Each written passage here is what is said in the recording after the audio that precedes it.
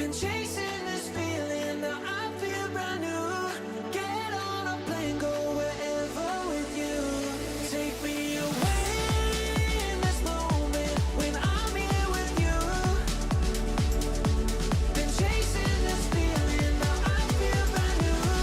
Get on a plane, go wherever with you. Take me away.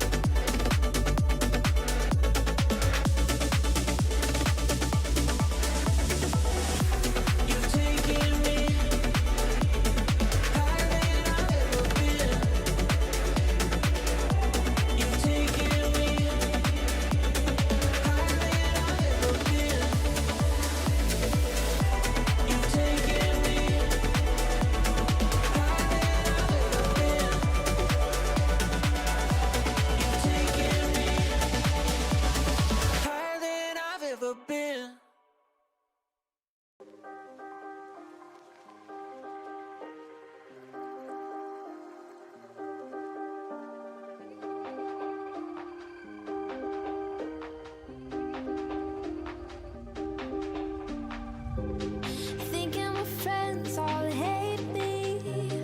Can't seem to get up off the ground. Feeling myself go crazy. Starting fires all around me, but you find a way to put them out. All my hope is burning down. Reel me in when I'm shutting all my doors and locking myself in. Reel me in when I'm tripping on my words and filled with emotions. Who knew I needed a savior to be there when I'm in danger?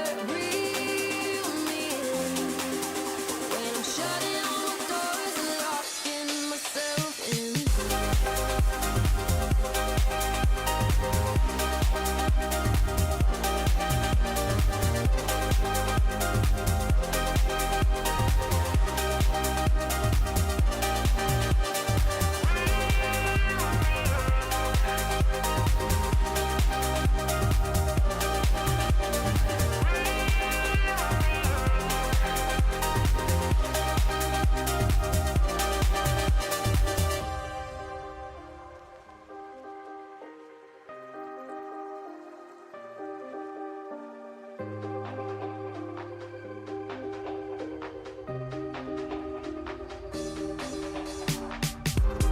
People here don't get me. Taking a trip to my hometown. Can't wait to leave this city. Thoughts in my head get heavy, but I know that I'll never drown. 'Cause you'll be there to pull me out. Reel me in when I'm shutting all my doors and locking myself in. Reel me in when I'm tripping on my words and filled with emotions. Who knew I needed a savior to be there when I'm in danger? Reel me in when I'm shutting all my doors and locking myself in.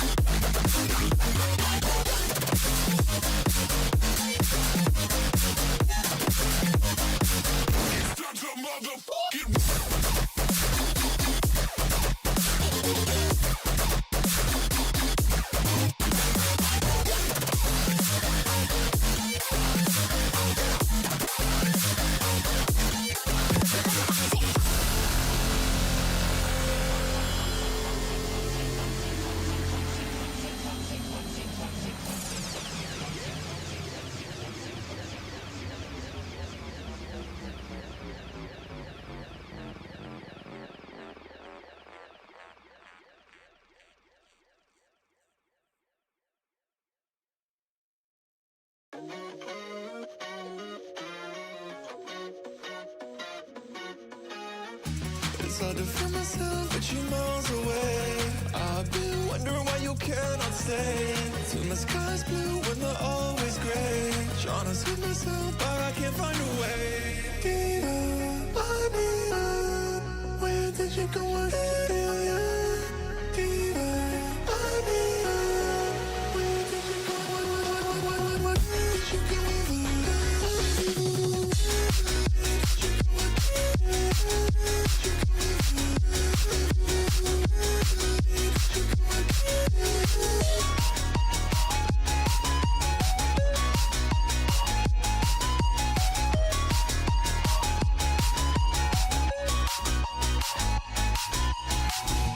It's hard to feel myself with you miles away. I've been wondering why you cannot stay. Till my sky's blue when they're always gray. Trying to see myself, but I can't find a way. It's hard to feel myself with you miles away. I've been wondering why you cannot stay. Till my sky's blue when they're always gray. Trying to see myself, but I can't find a way. Ladies and gentlemen, welcome back to Shift Summer League. We've got week 2 underway today. Spaceman, how are you feeling this wonderful afternoon? Buddy, I'm doing wonderful as I try to adjust the eye of God on my screen. Hi, how you doing? It's been a fun couple of days off. Very, very sad that we didn't have Rocket League later last week, but I'm glad we're back, man. Tuesday, Wednesday, favorite parts of the week right now. Very excited to watch North America, watch Europe earlier today. I'm feeling good, dude. How you doing? I'm wonderful. I'm super excited because we have 1080p Corelli with us today. That's Corelli, right, baby. how are you this evening? We're back, baby.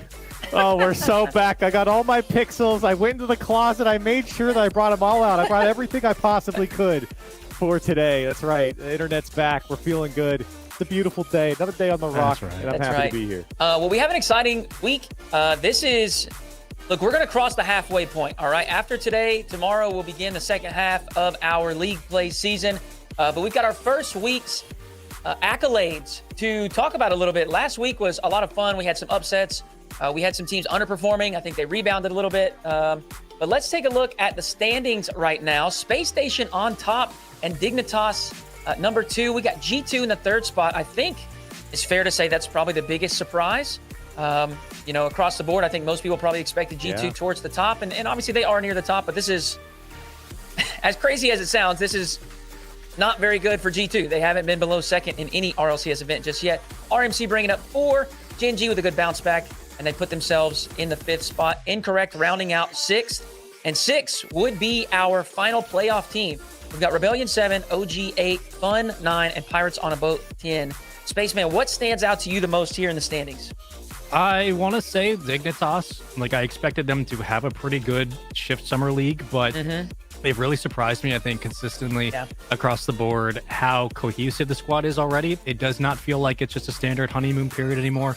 I talked about it last week with Jorby when we were here on the cast. Zanil has been the biggest standout on the roster, and like Jorby said, he was the glue that was missing. Clearly, that's been reflected in the results. The G2 situation, they had a hiccup last week. We all know kind of what happened. So I'm not putting a lot of stock into them being 3rd. I expect this team to be top 5, top 6. I don't expect them to be kicked out of making into the money, and they should probably make a grand finals run. So this will be the week where they make up a lot of that. But really, Dignitas really stands out for me. I've been very, very impressed with them, and they're in 2nd place right now. Pretty good. Strong showing from Dignitas. Corelli, any thoughts on the standings after week 1? I have a lot of thoughts, actually, yes. First off, we talked about it a little bit. G2, we're like, is G2 going to lose at all? I remember you asked that specifically, Hoodie. Is G2 going to lose at all? And obviously they have, but it was the fashion in which they lost as well. I mean, this was a team that was swept by SSG. That's insane in my book. And then, of course, I think Dignitas has really stepped up. SSG was sitting at 5-1 there. RMC sitting exactly where they have been, I think, for a lot of the season, somewhere in that 4 to 6 range. But the G2 experience right now is very strange in my book, because this is the best team in the world right now, and they're dropping series to their counterparts. Well, we've got some other accolades to mention, some incredible individual efforts last week. The most clutch player, let's take a look at who that was for week number 1. Playmaker, Atomic, with a 1.17 here at the top. Zanil, Daniel, Cheese, and Evo rounding things out. Despite G2 underperforming a bit, Atomic still statistically performing well, Spaceman.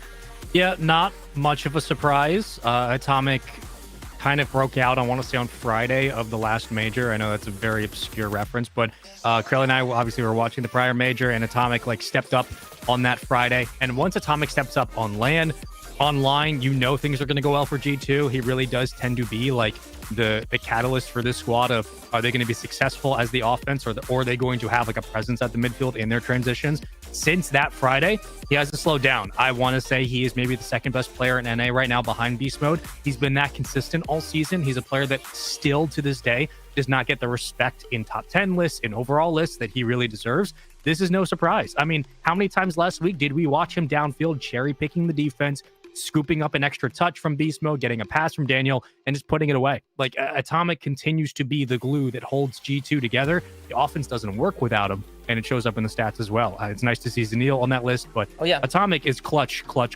He is just ice personified, and I'm happy to see him succeed. I think that example there with Evo and Zanil both on that clutch playmaker kind of is such an indicator to how that team is playing. They're all getting involved. And I know that we talked about it a couple times, Arsenal being a little bit more active in the scoring. I think that is apparent there with his 2 teammates on that top 5 clutch playmaker. Well, let's also take a look at the Savior. Who's performing well on the defensive side? Savior of the season, Wanda Mike, 2.46 saves per game. First killer with 2.43. Look at that, Memory and Parth both on there. Hey, we're going to come back to Memory, but that man, what an incredible performance week 1, Corelli. Not a name that you see, that we see on top of any boards usually in Wanda Mike, and a lot of potential with this guy. Looking absolutely terrified in his picture, by the way. But yeah, listen, big reason why Incorrect are sitting the way they are right now in the standings. I mean, this is a team sitting 6th. They're right at that cutoff. They went 3-3 last week. And this is a team that I think for a lot of us, we're writing off. Even in some of their losses, they're going 5 with Shopify Rebellion. They're beating their counterparts in Fun. They're beating Dignitas, who had a great first week, and going 5 with Space Station. So yeah, when you add up all the things around the stat of 2.46, you realize he was a big reason why Incorrect was able to have the first 2 days of the Shift Summer League. He has been incredible for them, and also no surprise to see first killer in any of these, because that man is just up and down the field constantly. He is maybe the stat king for North America. He has just been towards the top, if not the number 1 statistical performer for seasons on end. So like you said, no surprise to see FK there. But yeah, big shout to Wanda Mike and his efforts. Of course, all of Incorrect as well. They're not going to get those wins without all players playing their role. But I was definitely excited and impressed with Wanda Mike. We know that he's been in RLCS and around the professional circuit for a long time, kind of had a hiatus, I guess you could say, where he fell down that ladder a little bit, but now it's exciting to see him make a surge here in this Shift Summer League. Let's also take a look at our striker. Who was really popping off last week? Well, any surprise? Beast Mode at the top. Nope. At the moment, I think it is, arguably the best player in the world. And then we've got Daniel and Atomic on the list as well. So even with that little bit of a slip in the first week of league play, you've still got 3 of the G2 squad on this top 5 for Golden Striker. Best player in the world and best team offense in the world, just all in one group. So, easy. You gotta channel a little bit of the baits there, Spaceman. Come on, you got the best offense in the world. All finishing top 5 right now. Come on now. There's a team effort out there. That's the scary thing, though. It's like beast mode is cleared away. The best player right now in the game. And I feel like still, even with Daniel, how Daniel's played this season, I feel like still we have this conversation of like Daniel when he pops off is up there in that convo, but not all the time, which I don't think is fair. Because even when Daniel's not popping off, quote unquote, he's still like the best addition next to beast mode, and he's like top 3. So it's scary how good. I don't think a lot of people, yes, they just won their first like real major and like they've won the regionals, but I still don't think people really believe the G2 is this good. They're going to see it at Worlds. This is like the best team in the world right now. So it's just going to get crazier. The more they play, the better they get, the more they figure out ways to beat you. They're that good. And maybe these hiccups here will prove for some tests to kind of, just make them a little bit stronger as they move forward. But we've got one final accolade to take a look at. Week 1 MVP for North America, and it is none other than the legend, Memory. Look at him. He's got his marker in hand.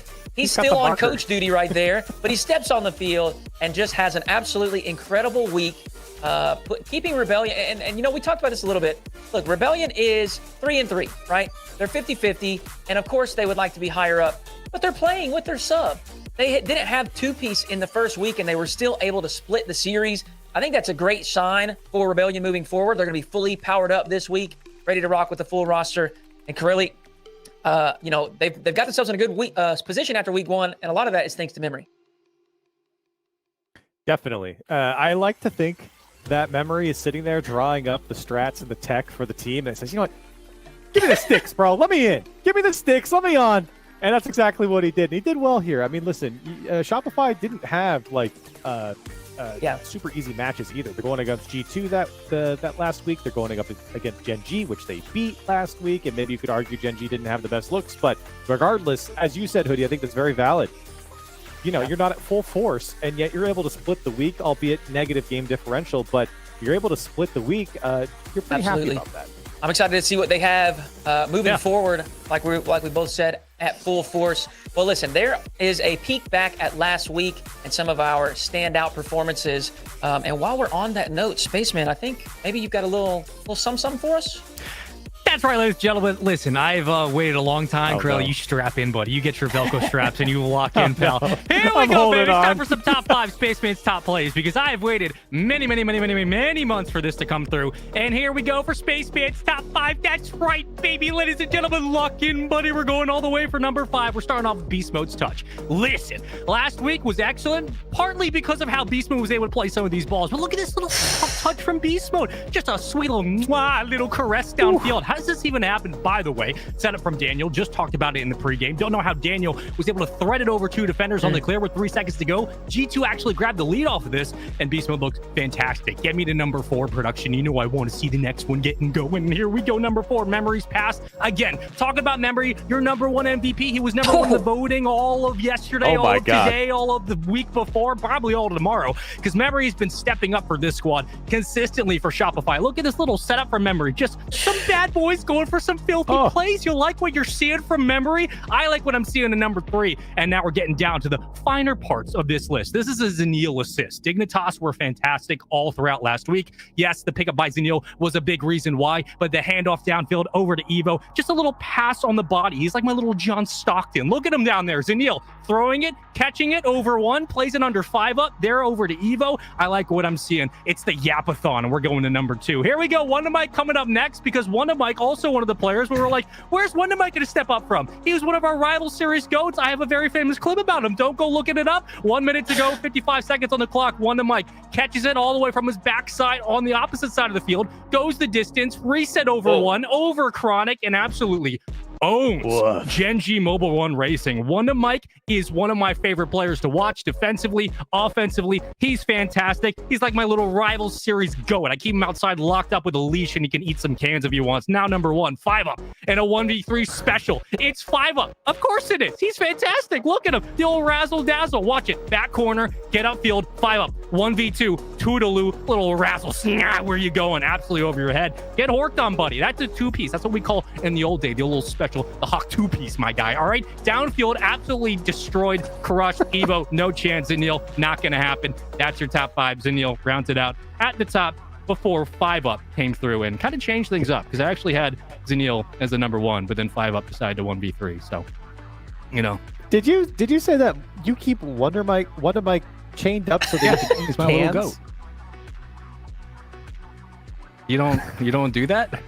I don't know what that Yeah, I just don't know what it means. Yeah, it's I don't know. little like chain. Never mind. Okay, Never mind. A little Yeah, chain, man. Yeah. Spaceman, thank you for highlighting some of our top plays from last week. Well, look, we have summed up week 1. League play, we're a third of the way through. Let's take a look at what we have in store for week 2. This next match up today, we've got RMC versus Space Station Gaming. And Corelli, I want to know what your thoughts. I think both of these teams looked good last week. Space Station maybe performed a little better than community sentiment might predict, but both of them looked great. What are you thinking here in our first match of the day? Yeah, well, first of all, I mean, I think Space Station pretty much did what we expected them to do. The only series that I think went above expectations was the 3-0 over G2 in day 2. But specifically in this matchup, listen, all right, Spaceman and I, we've casted RMC quite a bit. We have seen this movie before against Space Station, and unless something's changed, it's been a little ugly for our boys in blue, because Space Station has crushed RMC the majority of the season. I think there was one series where we went game 5 with them. Sorry, not we. RMC went game 5 with them, and it was a devastating loss. I think Space Station scored a 0-second goal to keep themselves alive into an overtime, and then they eventually scored and won. So in that game 5. So that was the closest RMC's ever come. Ever since then, they haven't even taken a game off of Space Station. They've only beaten them in 2 games in 3 series. Wow.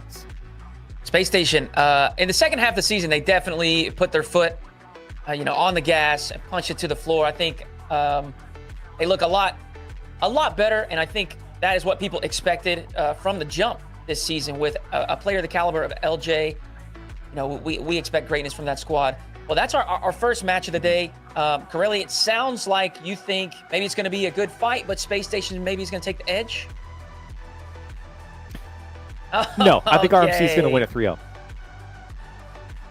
Well, Spaceman, what are your feelings about the Space Station versus RMC match here? Well, Hootie, I'd be a bit remiss if I didn't think we were going 5. So Sure. Here we go. And now the Corelli's back again. Yeah, we're probably going 5. Just knowing the matchup, I don't even know why I'm trying to salvage this talk. Hey, we're going 5. That's just the way it's been for this squad. But again, a lot like RMC versus OG, I think that the matchup on the field is still going to be as gritty and as physical as RMC likes to play against OG.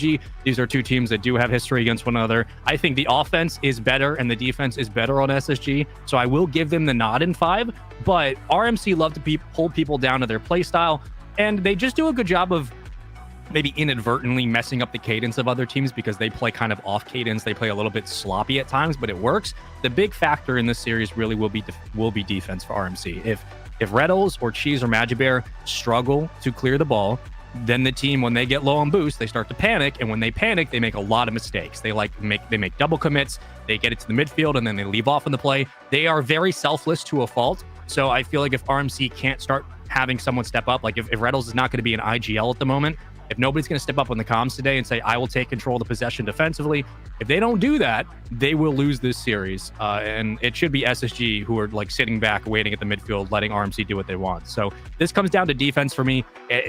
Offense is not going to win this series. It will be defensive plays. If RMC gets stuffed and they run out of boost and they don't know how to clear, which has been the history at times, they will lose this series. So I expect SSG to take it in 5, but I think it'll be close every game. Okay, so we have split here. It seems like we're probably all in agreement that we'll likely go to game 5. I mean, that's just what RMC likes to do. Well, here's what I think. I think the Space Station squad is obviously a very potent offense. They're a very balanced unit as well. And I think RMC, if they can make this game a little messy, if Reddles can get active with some demos and kind of bust up that rotation, maybe keep SSG stranded as far as boost goes, keep LJ's boost count down, limit his effectiveness. You're not going to stop it. You're not going to neutralize, but if you can limit him and what he's able to do on the offensive side, I think that's going to give them the best chance possible. And it's got to be one of Cheese or Magic Bear. One of them has to show up big today. Yep. Anytime we see one of them bring an A game, I think that's where RMC shines the best. Now, if they can bring them both, they may be cooking. And maybe they'll even finish the series before Game 5.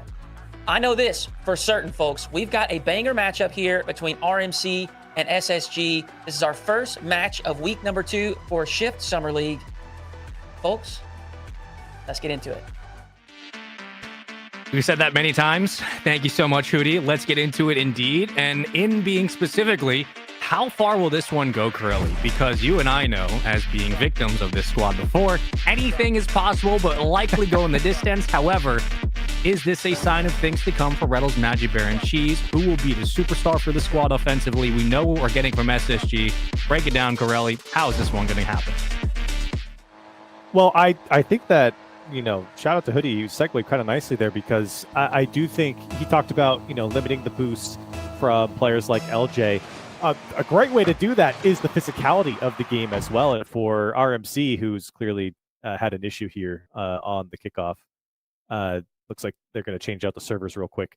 But the physicality of someone like Reddles is super important. And there, at times throughout RLCS season, it's been Cheese or Magic Bear who's also maybe picked up the slack in times where Reddles isn't getting as many demos. But that physical game is something that can limit players. You talk about trying to remove boost from the other side or boost starve another team.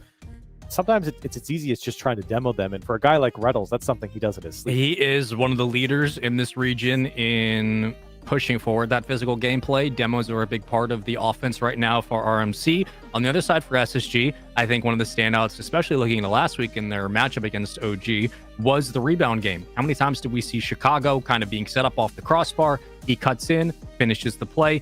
This is a team that loves to utilize the rebounds. And again, like it kind of feeds back into that narrative, Corelli, of RMC's biggest hurdle at times is themselves. If they cannot clear the ball or hold on to possession defensively today, we should be seeing SSG pounce on those opportunities, and they could run away with the series. Oh, absolutely. I mean, Space Station, as I mentioned before, typically here against RMC have been a much stronger team. They've been able to shut RMC down to the point where RMC does not look like the same team that they may have even against teams like G2. Space Station has got something over RMC at the moment. And has been for the entire season that RMC just hasn't been able to get over. So for RMC, though, listen, we're in kind of a gap between Major to Worlds. Obviously, RMC's not going to Worlds. Pressure's off here, I think, a little bit. Obviously, they're coming out. They want to win. But I think it's an opportunity for them to really find what works against Space Station. Maybe not in like the absolute highest tier, like competitive format. This is our moment to maybe try something new that we think might work against Space This is Station. definitely an opportunity for RMC, assuming they're sticking together. That has been the theme in this offseason for them. This has been a team that has not shown intent on changing up who is going to be rounding out this roster. So this is the best time to, again, treat this like it's a professional tournament, which a lot of teams have already, and credit to them, and we appreciate that. Oh, yeah, they will. But yeah. Really, for a squad that now has about 2 months of prep time, even more, depending on when the season eventually starts, but they have prime professional teams ready to go.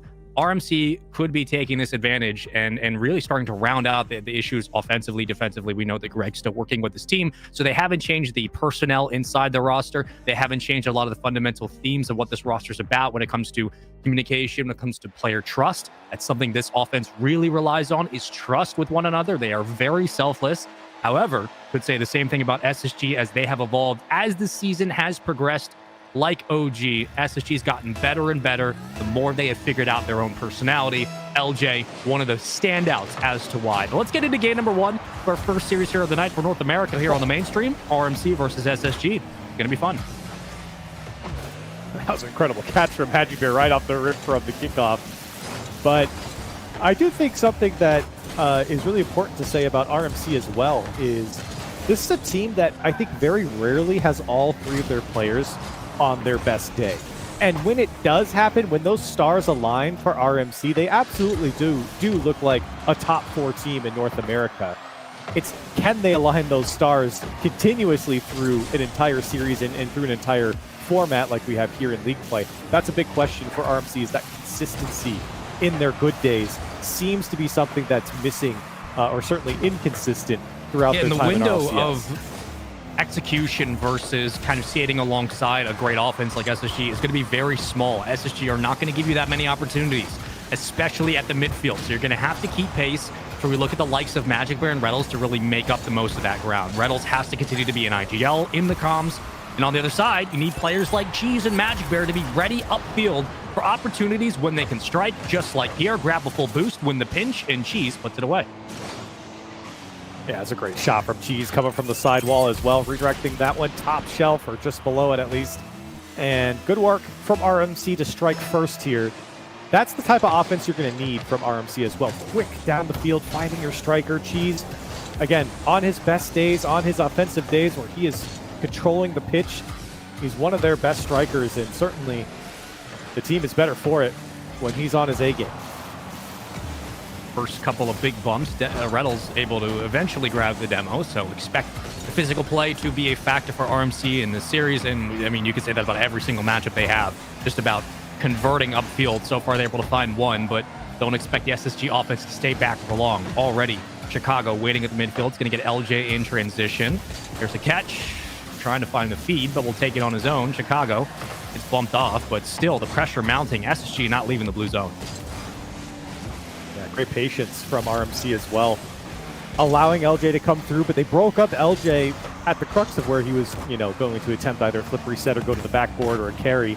Whatever his decision was, we didn't get to find out because RMC was so quick on the challenge. And that they have to be proactive throughout this entire series if they're going to keep early LJ jump from at bay. Reddles. Was looking for the contest. Match Bear, no boost. Still able to get up in time. Second touch around, and it doesn't really matter. It was a bit sloppy from the defense there of RMC. Magic Bear threaded it out, but unfortunately the stack doesn't work, and SSG capitalized. Reynolds almost broke that one up perfectly. I think he was a little shocked that it was right in front of him, and the defense obviously in shambles between Cheese and Magic Bear after the first save.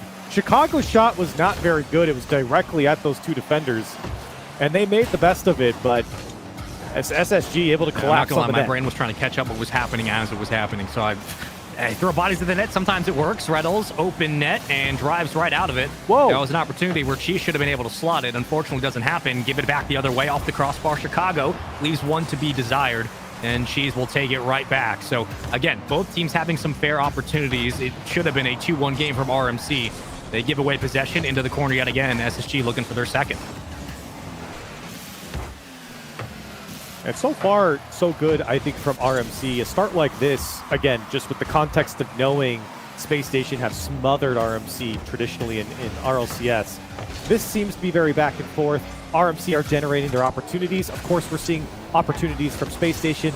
It's expected from them, especially in the matchup where they've been so comfortable. But for RMC's perspective, I think this is a great start. Yeah, I mean, the defense from SSG has not been restrictive. RMC have had a lot of space to be able to maneuver, especially in the corner. Reddles able to lead the charge with a demo. Power play here for RMC. It'll be centered out as the captain got there in time. Didn't really have enough boost to contest. Chicago actually gives it right back. Boys in blue still marching. Cheese ready in the center of the box. Has no boost. Reddles very far back. Misflips, but has plenty of time to recover. And again, it's kind of situations like that where you have to trust your teammates upfield to win the challenges. Reddles does, but if they don't, you are sitting with so much open space at the midfield, Corelli, that this free SSG counterattack is just because of pulling off of that initial play. And SSG are really pushing hard when they feel like they have numbers up to the point where it opens up counterattack space for RMC. They haven't been able to take advantage of it quite yet, but it has led to this attack, at least momentarily, from RMC. Look at this pre-jump from Chicago. That's been beautiful on that read. And for RMC, their attack slowly I think we're starting to see out. SSG adjust. I mean, Chicago recognized Reynolds is going to leave the play if Cheese and Magic Bear are up early. If that's the case, go for those pre-challenges at the midfield. You might be able to catch just a free poke towards the back line. Then you crash the numbers, see if you get something spicy. LJ should be there. Opportunities here for RMC. Plenty of boost. It was a double commit, not a pretty one. Reynolds still circling, looks for the bump, just gets out in front enough. Magic Bear takes advantage of the window, and 2-1 to RMC. Yeah, great work from Reynolds, putting that challenge to midfield. And then, of course, right here, getting a bump on Hoxer. That's the type of play that we mentioned, the physical play coming out from Reynolds. Everyone knows it if you've watched one series of his. And we haven't actually seen too many demos, at least attempted from him, but a crucial bump. And now an open net off the kickoff. Reynolds couldn't put it on target. With 15 seconds left, RMC trying to get their first game against SSG in months. Well, the offense has shown you exactly what they're going to do in every single possession. SSG still trying to adapt. Caught off the sidewall, have to go the length of the field. Demo's not going to help anything. Little Reynolds catch, and he pokes it free. GG's all around. Game 1 to RMC. And really, like, Corelli, this was a tale of the tape, which essentially, Reynolds going to pull back. Cheese, Matchday are going to stay upfield. RMC are going to show you exactly what they're going to do in every single possession. If they execute, it's a goal. If they don't, it's a counterattack the other way. Defense is what it is. This was a very standard play from RMC, and SSG just couldn't respond. And, I said, maybe they didn't get as much physical play as I thought, but they did get 8 demos. So that's quite a bit here. 2 players getting 3 by themselves. I think very important for RMC, especially against offenses like Space Station, like we keep mentioning. And you can see now there's a proof of the pudding. RMC coming out on top by 1. That physical play definitely paying off for this. It's a good start for RMC. Look, it doesn't have to be pretty with this team. A lot of the times it just kind of has to work, and they have to work out the kinks. I think that's one thing the squad is focused on, is not getting the engine going in rounds 4 and 5, but getting it going more in game 1 and 2s of the opening start of a tournament. So far, it looks really good in game 1. It was clean across the board. There weren't a lot of double commits that left a lot to be desired defensively. Their offense was able to hang up at certain times and really keep the SSG defense guessing on where the next player might be able to pop up. But this is still, again, a series where we expect more of the tape to be told in games 2, 3, and 4, should we go there. I don't think we're going to get maybe the best of the best from SSG just yet. This should be a very different game, though.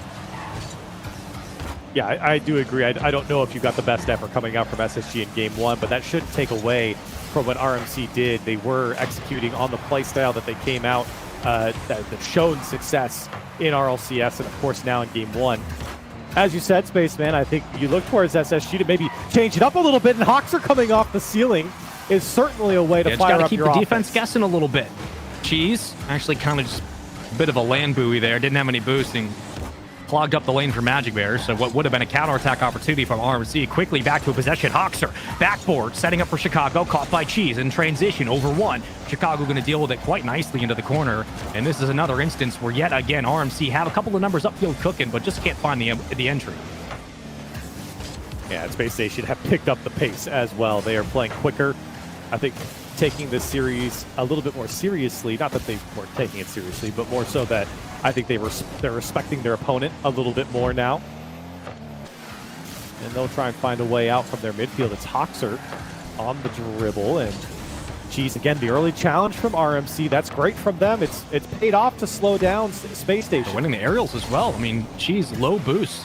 Winning the 50, sets up the spread they have now at the midfield, playing just a little bit of man-to-man here for RMC. Reynolds looking for the center. Wasn't going to find a shot out of it, but did enough to, again, force more numbers to collapse to the adjacent corner. The captain there yet again. Calls his own number. Holding the reset. Uses it. LJ easily taken away. And SSG will be able to breathe back in the midfield. Very patient from SSG as well, and they weren't punished by bringing that ball down into the front of the box. Cheese was playing a little bit further back, and there wasn't an instant challenge as that ball fell to the floor. For Space Station, though, you're not really seeing those sparks of offense now, as you did maybe in the first minute or so. This one let for Reynolds.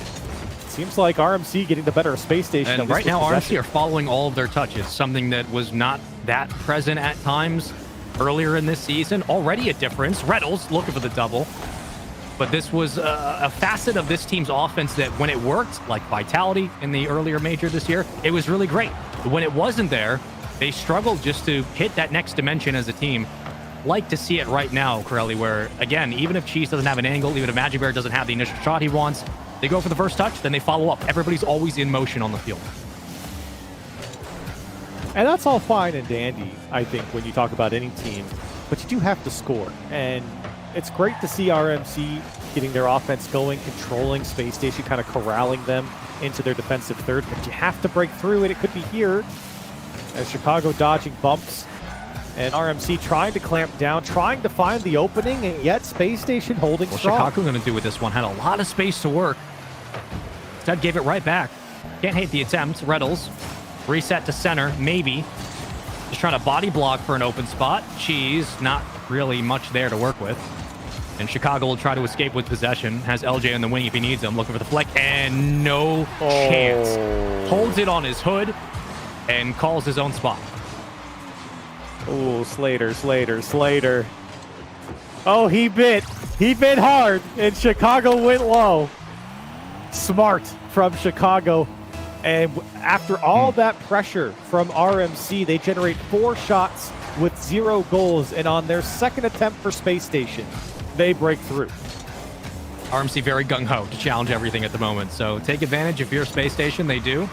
They draw first blood in game 2. For just joining us, welcome into the first series of the day. All best of 5s here on the mainstream. Only 3 best of 5s to go through. First game under wraps. RMC take it. And SSG draw first blood here in the second. Cheese wins a huge 50 to basically nobody. Right back to Magic Bear. That goes on its way. It will be on target, but not clean enough for the entry. And again, SSG hold on to the assault. RMC doing a nice job of keeping the pressure up, but they just can't find the opening. They're finding the backboard. They're looking into the corner. They're pushing players out, but they're man. not putting a shot on target. Maybe the pass back to Reynolds will go through. What a play from RMC. Mid-air pass. Reynolds just stayed floating in the air, and RMC find so their much build-up. equalizer. You could feel it working off the backboard. The catch, then Reynolds, the release. It doesn't have to be pretty. It just has to work. The goal line stand, perfect from SSG up until the final touch. You get one, you take one. Back to a tie game. What a play coming out from RMC as well. And we mentioned, they spent so much time in this final third. You feel like they should have more than one. I think they're happy, of course, to find their equalizer. Now they're knocking on the door once again, finding some space. It was Reynolds. And SSG are able to regain control, at least for the moment. Magic was there first. Reynolds going to get beat on this. Some space at the midfield. Looking for Magic to grab the corner. Cheese actually, instead of committing at the midfield, leaves back. Chicago looking for the redirect. Cheese with a massive 50. It will not matter, though. Reynolds, Magic, sneaks it under. And there you go. Oh, it mattered. Oh, it definitely mattered. Cheese with a great challenge, and then he blocks Hoxer, and he blocks it back towards the middle of the box. Hoxer's trying to salvage the play at that point because he knows he's exposed. And Magic Bear has essentially a tap-in for the lead with 8 seconds that one was left. Going to the corner. I'm surprised it just kind of ricocheted back out, but heads up play by Magic Bear. Hoxer trying to tie it up, had a double. It looked great, but the defense still there. RMC throwing it downfield, caught by Chicago. He'll have to go the entire length of the field. The handoff to Hoxer. Hold on, looking for LJ. I like the idea. Unfortunately, the execution with 0 seconds is as tough as they come. And there you go, 2-1. RMC take the lead and keep it in this series. Very scary start here for Space Station. The beginning of Game 2 looked fine. They were playing up to the Space Station pace, but I'm looking at their scoreboard right now. LJ sitting at 0 goals, 0 assists, 0 shots, and 3 saves. And it's great that he was able to put up 3 saves, I suppose, but that's your playmaker. That's your big-time shooter. And for a lot of people, this is a budding superstar in North America. Not even getting a shot off here against RMC, and I think it just goes to show how strong RMC have gotten here in this series.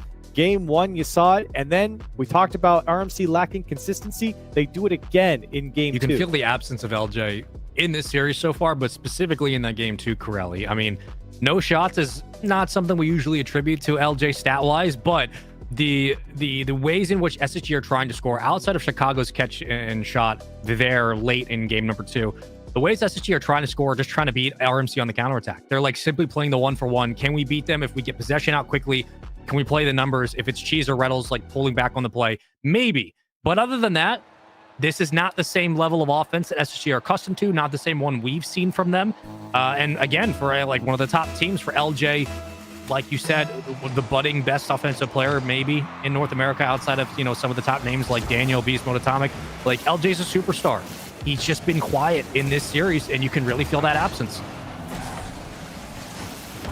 Well, if you followed RMC throughout RLCS, then you know it's not over until it's over. And for Space Station, they have, I'm sure they know this, as they have reverse, I believe, if I remember correctly, Spaceman, they did reverse sweep RMC before. And already an opportunity for Hoxer. Another looming double tap from him. He set up the double tap a couple times. And he hasn't been able to execute, at least through the last man, quite yet for Space Station. Speed from post setup to right back into the play, cutting into the lane. RMC are not wasting a lot of time or boost, knowing exactly where they need to be on the field. Very decisive defensively. Another positive for this team. With a month to go until champs. Again, we won't be seeing them there, but it's nice to see that this team's still progressing. Into the corner. LJ gonna grab a full tank. They'll just watch Cheese send that on its way. And for SSG, I mean, what do you think it has to be defensively? Do they need to hold on to the ball more? Do they need to, you know, work more at the midfield to start winning some of these 50s? What needs to change for this team? I think you got to be a little bit more vertical with the ball, even if it just means you're booming it downfield. They're very horizontal right now, and I think RMC are very easily catching up to the play. Even here, you know, you're getting a double tap off the sidewall to move into the corner, but for what? You know, you're lucky that RMC weren't able to really hang on to it. You have a second chance, but now a demo opens up, and there's tons of space for RMC to work that cut's with. insane, and that shot's even better from Magic Bear. This setup downfield, RMC are firing in all cylinders. Wow. And Cheese landing on that one as well to keep it going. Kind of bounce passing it over to MB, who puts on a clinical shot towards net. 1-for-1. Our Magic Bear and RMC, and what a way to start off game 3. And what a better shot to respond quickly. And we're all tied up from Hoxer. I'm not gonna lie, I didn't expect this one to go in. Cheese, from his POV, he's trying to cover the near post, but that side flip is what really did him in. If he had flipped forward, he might have been able to get the save, but even then, he might have been too high. So just poor positioning from Cheese. And now off the kickoff, SSG had another chance.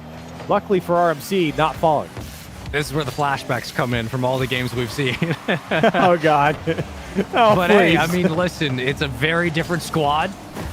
They're looking much more confident, much more decisive. RMC doing a phenomenal job right now of keeping pace. SSG are, however, a team you do not want to slack off against. Off the crossbar, Chicago trying to recover. Plenty of time on the clock for both teams to put more damage on the board. Chicago couldn't get the touch. Beat off the play. Defensively, RMC trying to break out right now. One of the biggest things, if you talk to RMC throughout RLCS, was just trying to teach discipline to Cheese. They know how much potential is with this guy, and right now, well, Space Station adding it on. And this time it was through the corner, and there's just no reason for this one to ever squirt out from the corner straight to LJ and Space Station. Take the lead at halftime. You see the setup. I mean, Hoxer's just going to 1v3 that. He was not even bothered. Wins the 50, knows exactly how to play the pinch. Moments, small moments where RMC, again, start to turtle up just a little bit. They can get beat very quickly. Hoxer, a lot of space over Reddles. Cheese will get it out safely. How long will it last? Not for long. Chicago puts another one, and when it scores once, it scores multiple, as it's 3-1. And this is great work from Space Station. They're converting on their opportunities, but more importantly, they're just generating more opportunities. It was something that we harped on at the end of the last game. You're just not putting your shooters in shooting positions. And now you see what happens when you do get that to go for Space Station. They're up by 2, and they're able to put away 3. CN5, LJ to Chicago.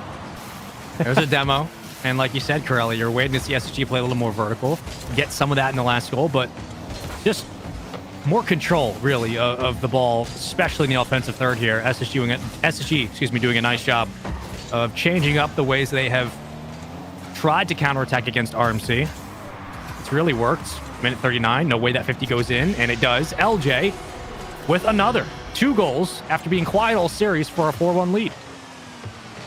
Yeah, 2 goals, 2 shots for LJ, and unfortunate challenge for Cheese. You know, he's trying to get back in time and just reacting. You don't expect that one to go towards your net, but it certainly was exposed.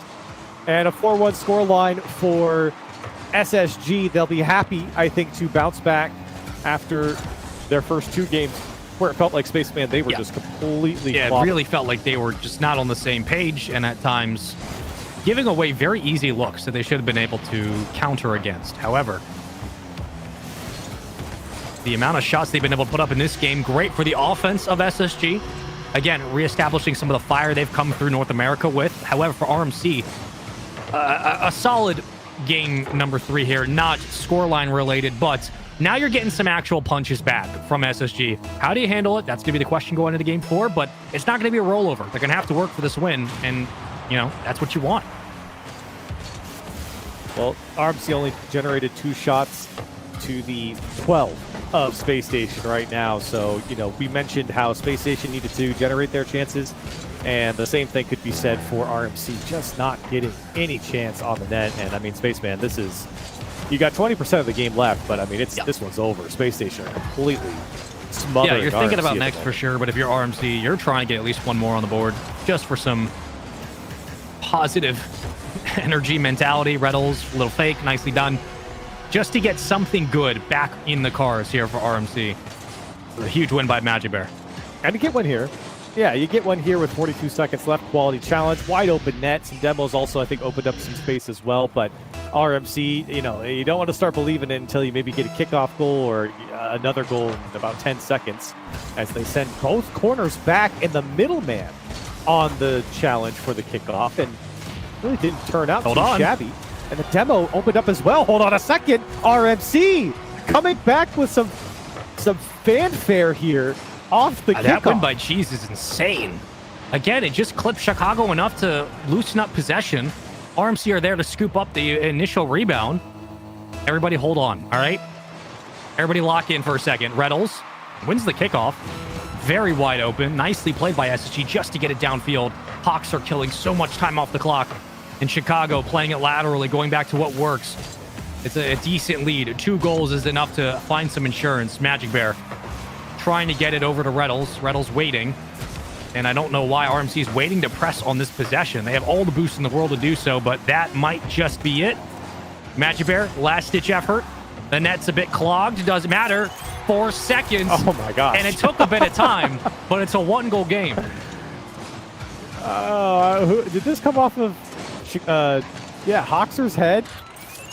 Oh my gosh, that was so late from Hoxer, and I mean, that's great from RMC. There's no reason that one should have gone in. There's absolutely no business of that one going in, and yet, here we are, 4 seconds left. Let's see what the kickoff shows for RMC, and they're going to have to go the entire length of the pitch. Slater's wanted that one on his montage, and it will be scrapped as Space Station.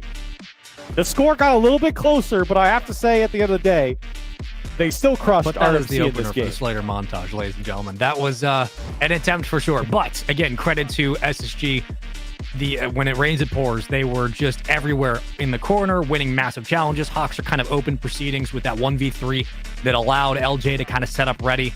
They were winning the rebounds again. The different ways that SSG can beat you: slow play in the corner, fast off the backboard, using verticality. This is where this team gets really dangerous. RMC had some good showings, especially in that last 30 seconds, but again, SSG a little bit too strong, and a huge bounce back for them for a team that was so dangerously quiet in the first 2 games. Nice to see SSG respond. We're going at least to 4. For RMC, what needs to change going into the next map?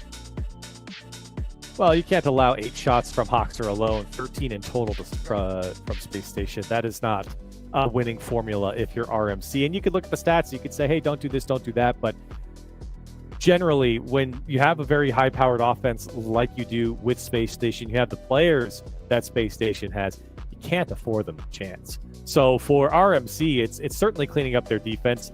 Kind of the broken record that we said throughout RLCS is cleaning up that defense, having the confidence and the discipline of going when you need to go and winning the challenges that you need to win. RMC would love to get out of this series without going to 5. They really would.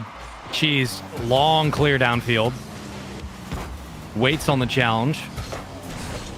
And right back into the throw of it. Welcome back into game number 4.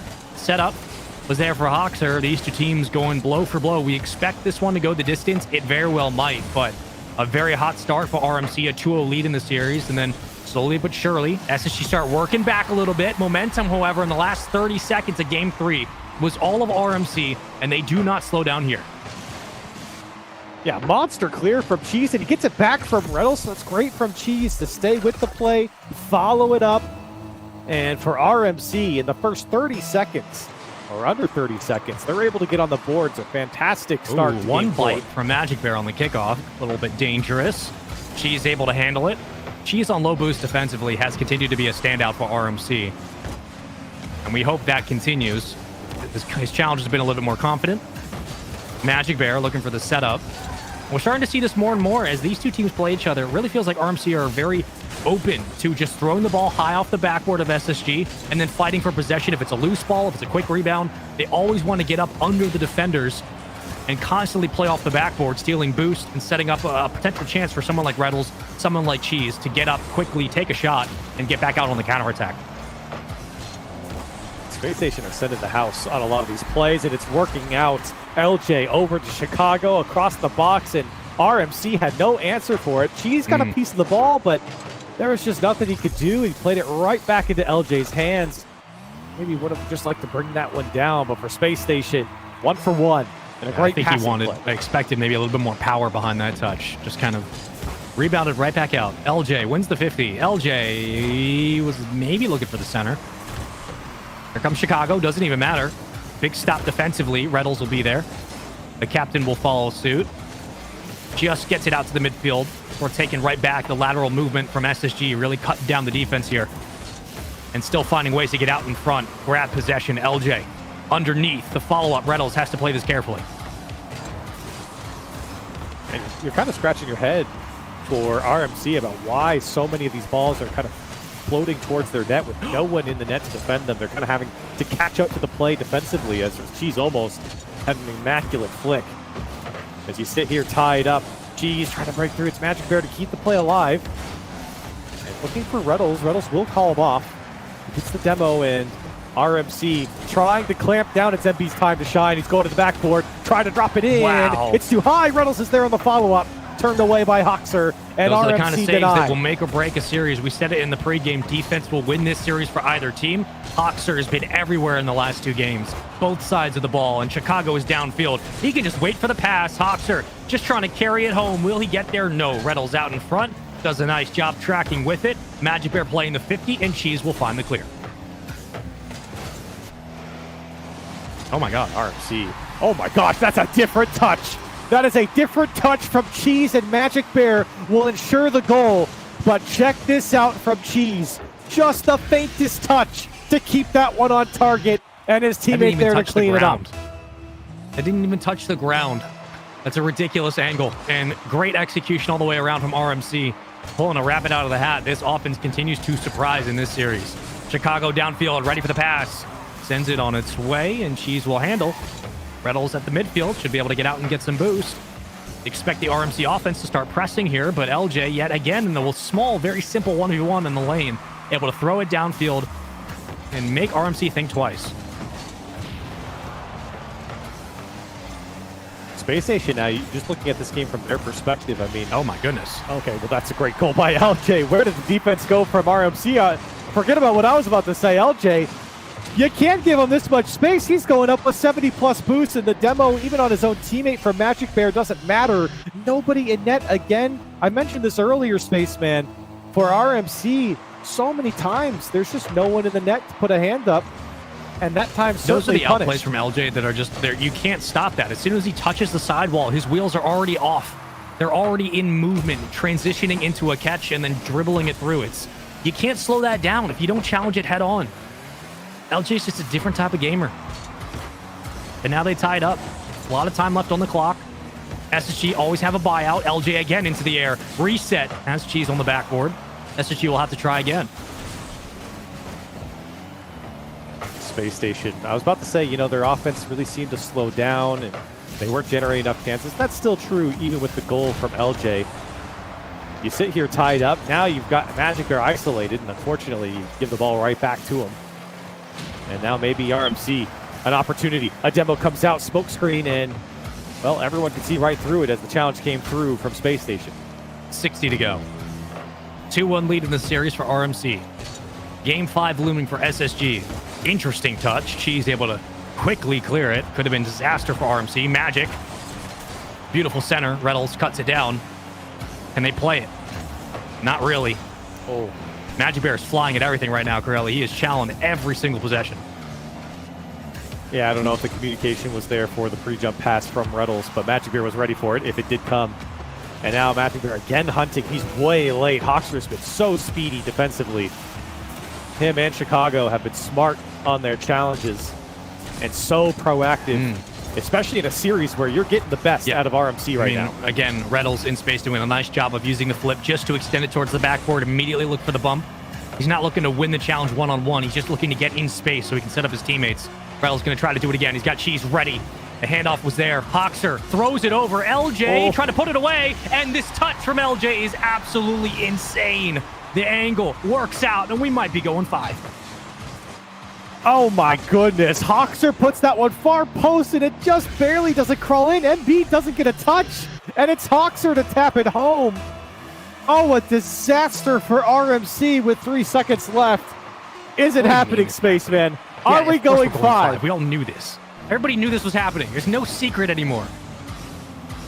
Wait, they're past 2. We're going 5, ladies and gentlemen. If you were really in chat wondering, I wonder if this is going to go 5, go take a timeout. You need to time yourself out for a second because we all knew this is going the distance. Yet again, SSG through the sheer force of will from LJ, step up, using the sidewall to its effectiveness and shut down the offense of RMC. LJ was fantastic in this game, and the main reason why we're going Champions Field.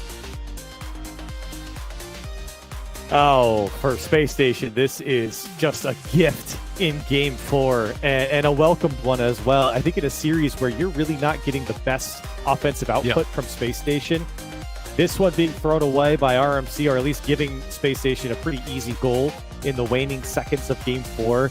Space Station happy to see a Game 5 with how the first 2 games went. It's interesting, too. I mean, LJ was quiet in the first 2 games. Last 2, been on fire. And look at what the output's been like, the production. Anyone wondering, is LJ actually carrying? Yeah, he is. The last 2 games have been the offense, i.e. LJ's offense. It has been the clear game, i.e. LJ's midfield presence. He has been everywhere, sidewall, midfield, backboard, corner, doesn't matter. If LJ is producing for this team, Corelli, that's why they're so good. Let's not forget, let's put some respect on his name. The World Championship offensive MVP of last year. They picked him up for a reason. They wanted LJ on this team to make those superstar plays. He's been doing it, and now they're in Game 5. One more dance between RMC and Space Station Gaming. You knew it was going to go to round 5, but I'll be honest, Spaceman, this was not the way I expected it. Really? I didn't expect any other way. A possible reverse go sweep? 5? Have we watched RMC all year? You should know, man. It's me on the call with you. What did you expect? But I've been on the hopium too much. Right. Get back to reality for a second, buddy. My bad. I'm lost. Chicago trying. Wow, that 50's insane. Never mind. Hold on a minute. Okay. Hold on a minute, ladies and gentlemen. Just when you think things are starting to die down a little bit, Chicago tried to find the clear, and Reynolds says absolutely not, brother. Wow. And a little kiss off the post to boot as well. And once again, Spaceman, I find myself saying, hey, great way to start the first game. You strike first if you're RMC. Oh, man. And now a great kickoff as well. Cheese can't get it. Hoxer smart on his approach to the corner boost and back. He's able to make the save. We thought this series might go the distance. I had SSG taking it in 5. It's yet to be seen. Cheese with an insane pinch off the crossbar. A couple of demos to open up things. But yet again, not wasting a lot of time nor expense with these clears. SSG doing a great job immediately feeling the pressure, dishing the ball back out downfield, and hunting for a bump, a demo, something to break up this RMC hole they have defensively. Credit to the RMC defense, but SSG are not here just to hold on to the possession and throw it away. They are absolutely looking for their first goal. Space Station certainly getting some opportunity here on the RMC side.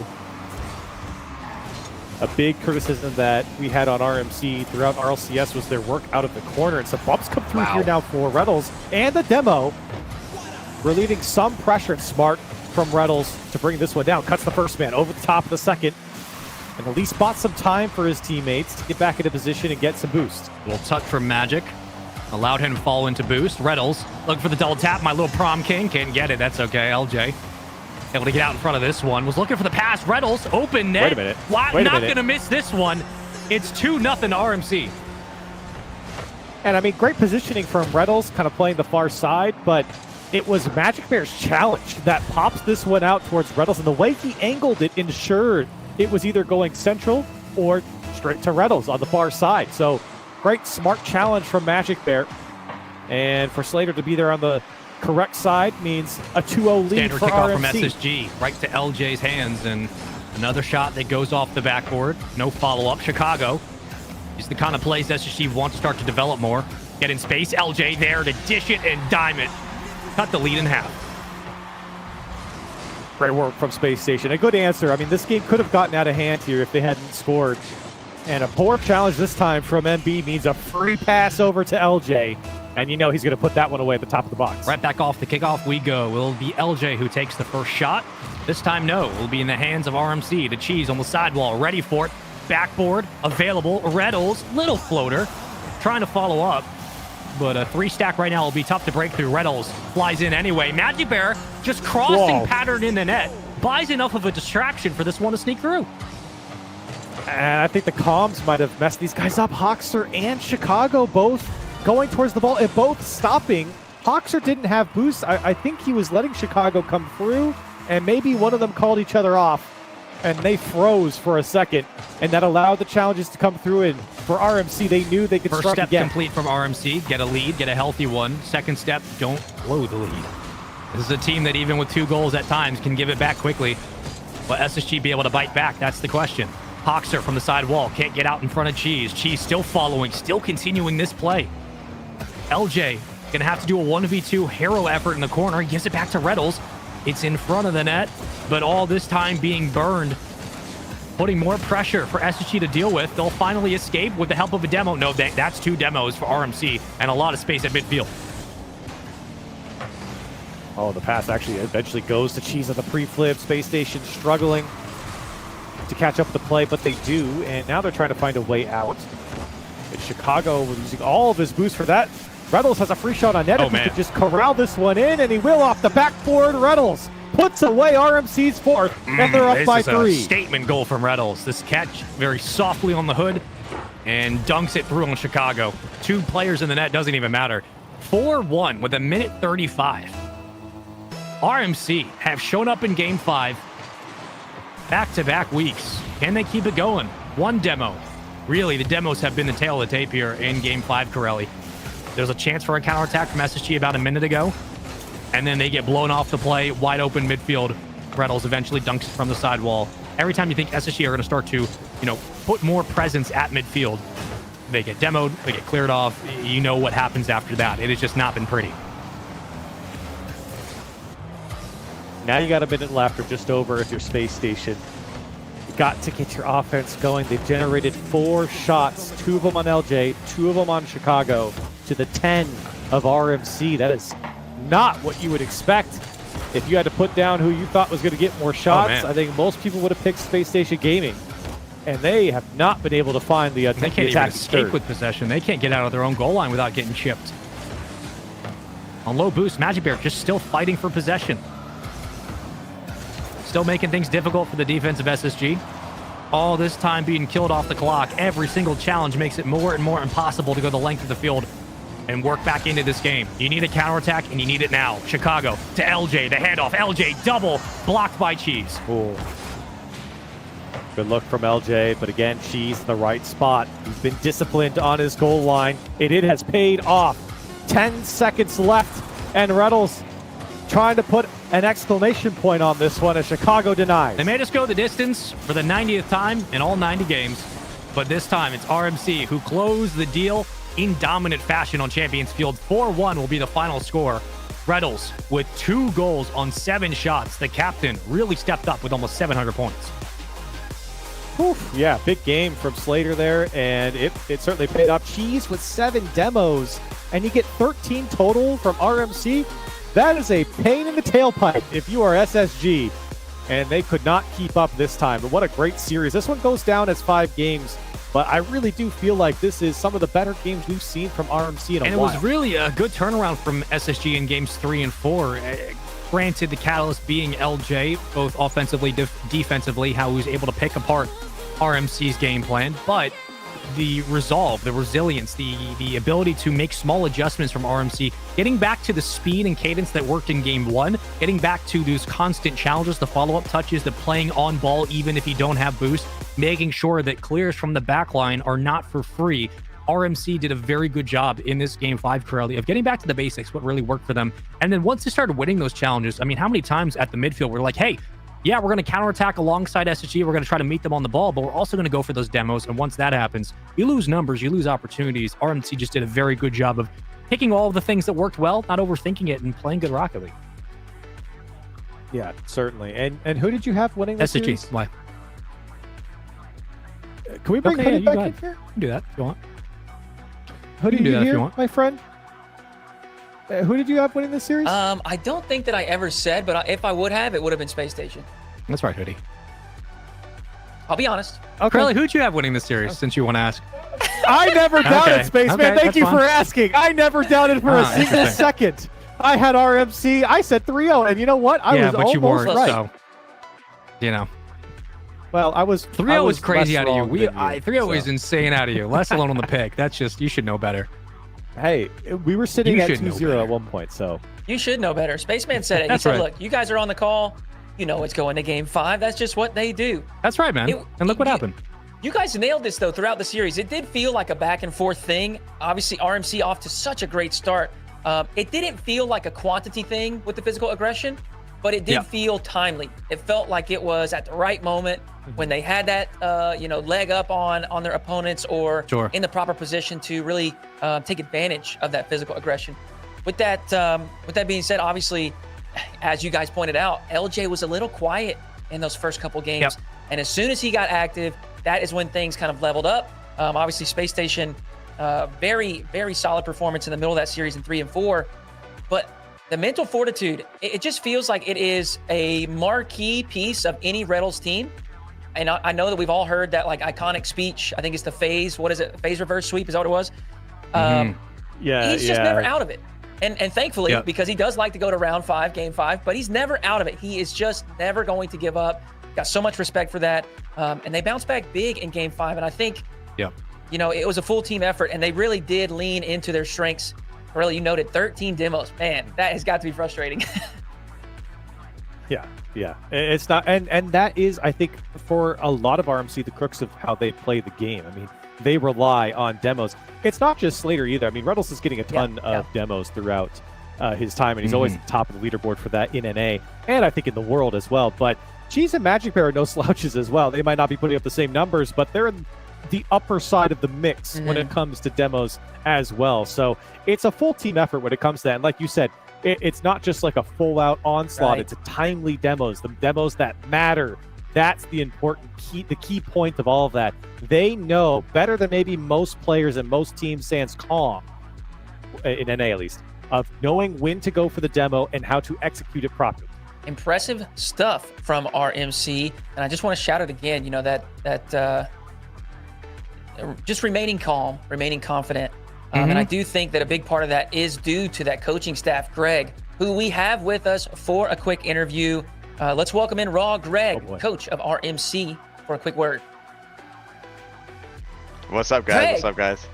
I'm so happy to talk to you another time this week, this second week in a row. One thing that I wanted to ask, as you move into the second week of league play, you guys were 4-2 after the first week, kind of a 3-way tie for second place. I know there's a game differential tiebreaker, but you're right there fighting for that top spot. How are you guys feeling as a team after week 1? I mean, we feel really, really good. A lot of the stuff that we were working on for the offseason is looking very, very good, just simplifying everything. And I can't ask for more from the guys, so they're putting in the work, and it's paying off right now. Yeah, absolutely. So I think it's no secret that Space Station has kind of had you guys' number since the beginning of RLCS this season. I think maybe there were some offseason tournaments that you guys maybe traded, but once RLCS got kicking, they seemed to have the upper hand. What do you think was different in this matchup today? I think ever since the season, we've tried changing a lot. I think we overcomplicated a lot, especially during that second split. So the simplification of our play style and making sure that the guys have the capacity to read the game on their own without too much help from me and Kev has definitely freed up MB, as you guys can probably see, especially Cheese and MB. Reddles is always going to do Reddles things, so Reddles being that leader and really buying into the play style is big, but I think just now we feel more complete as a team, and I think the synergy over the season has built up and led to this moment, so it's good.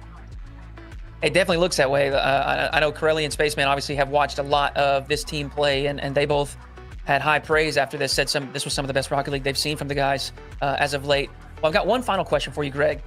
Round 5, Game 5. It seems like it's home for you guys. What do you think it is that causes that for this roster? In my opinion, we let the foot up off the gas. So I always tell them, keep the foot on the gas. We can't, But to be fair, on Optic, we actually had a problem putting our foot on the gas in the first games. So then on Luminosity, we had problems putting our foot on the gas late games. So now if we could just figure out how to combine that, I think we're going to be really, really good. Yeah. Well, Greg, thank you so much for taking some time to chat with me today. Congratulations on this first win here in Week 2. Best of luck with the rest of your matches. We'll be back with some more Rocket League action in just a few moments.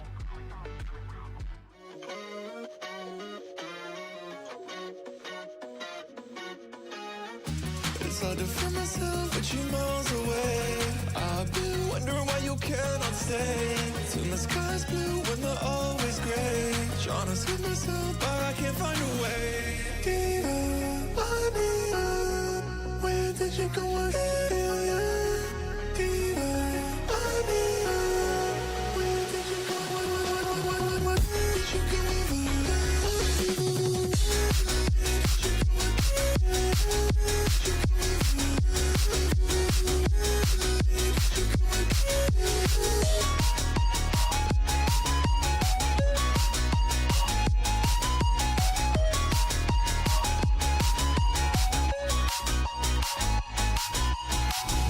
It's hard to feel myself, but you miles away. I've been wondering why you cannot stay. Till my sky's blue when they're always gray. Trying to save myself, but I can't find a way. It's hard to feel myself, but you miles away.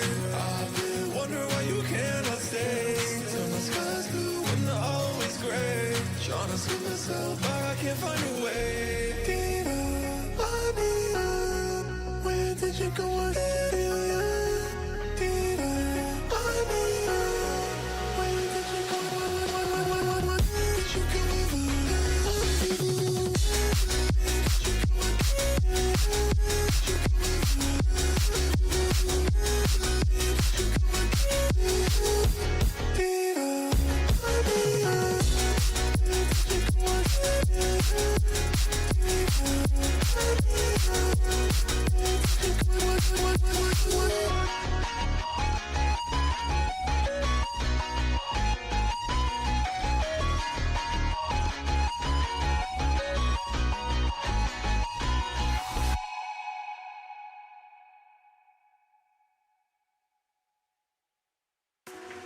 Can somebody take my breath away?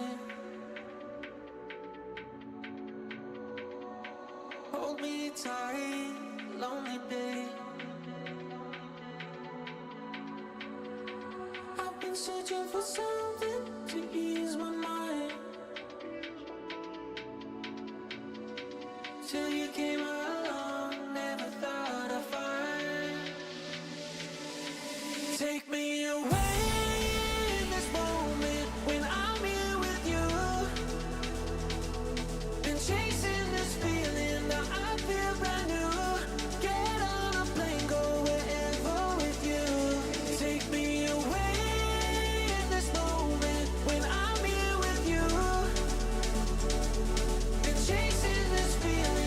I feel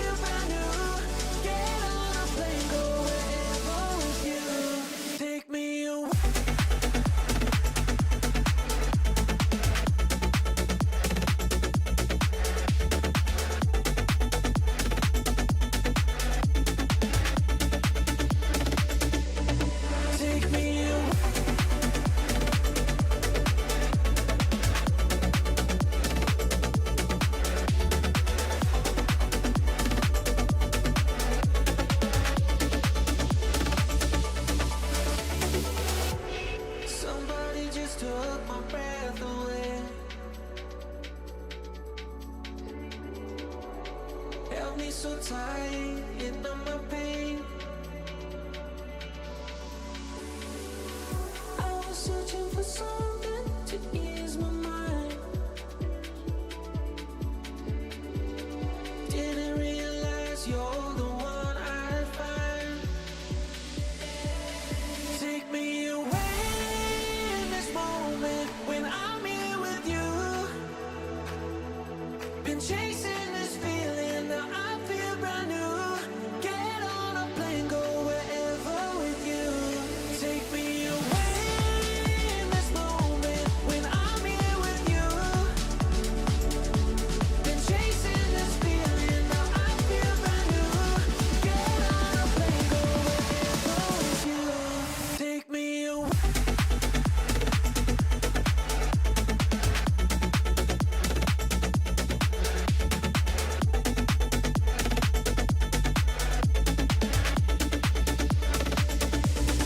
Take me away.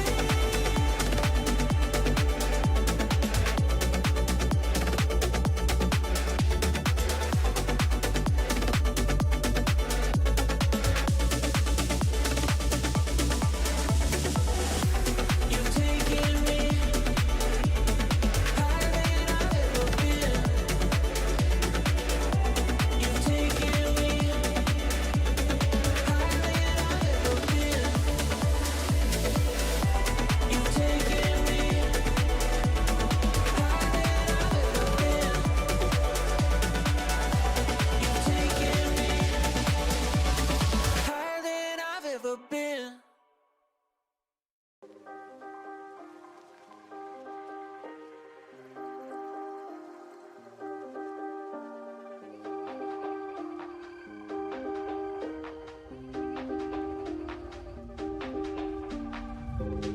Thinking my friends all hate me.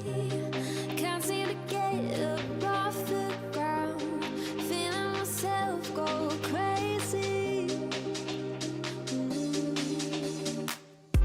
Starting fires all around me. But you find a way to put them out. And all my hope is burning down. Reel me in when I'm shutting all my doors and locking myself in. Reel me in when I'm tripping on my words and filled with emotions. Who knew I needed a savior to be there when I'm in danger? Reel me in when I'm shutting all my doors and locking myself in.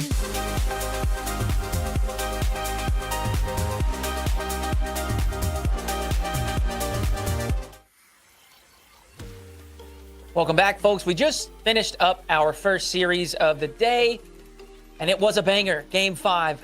We always love to go to Champions Field, but that is behind us. Now we've got a battle of the Titans. The two teams that I think it's fair to say are the top talents in North America, at least throughout the RLCS season. Maybe we had some speed bumps here in the offseason, but for now, we're going to let them hold that title.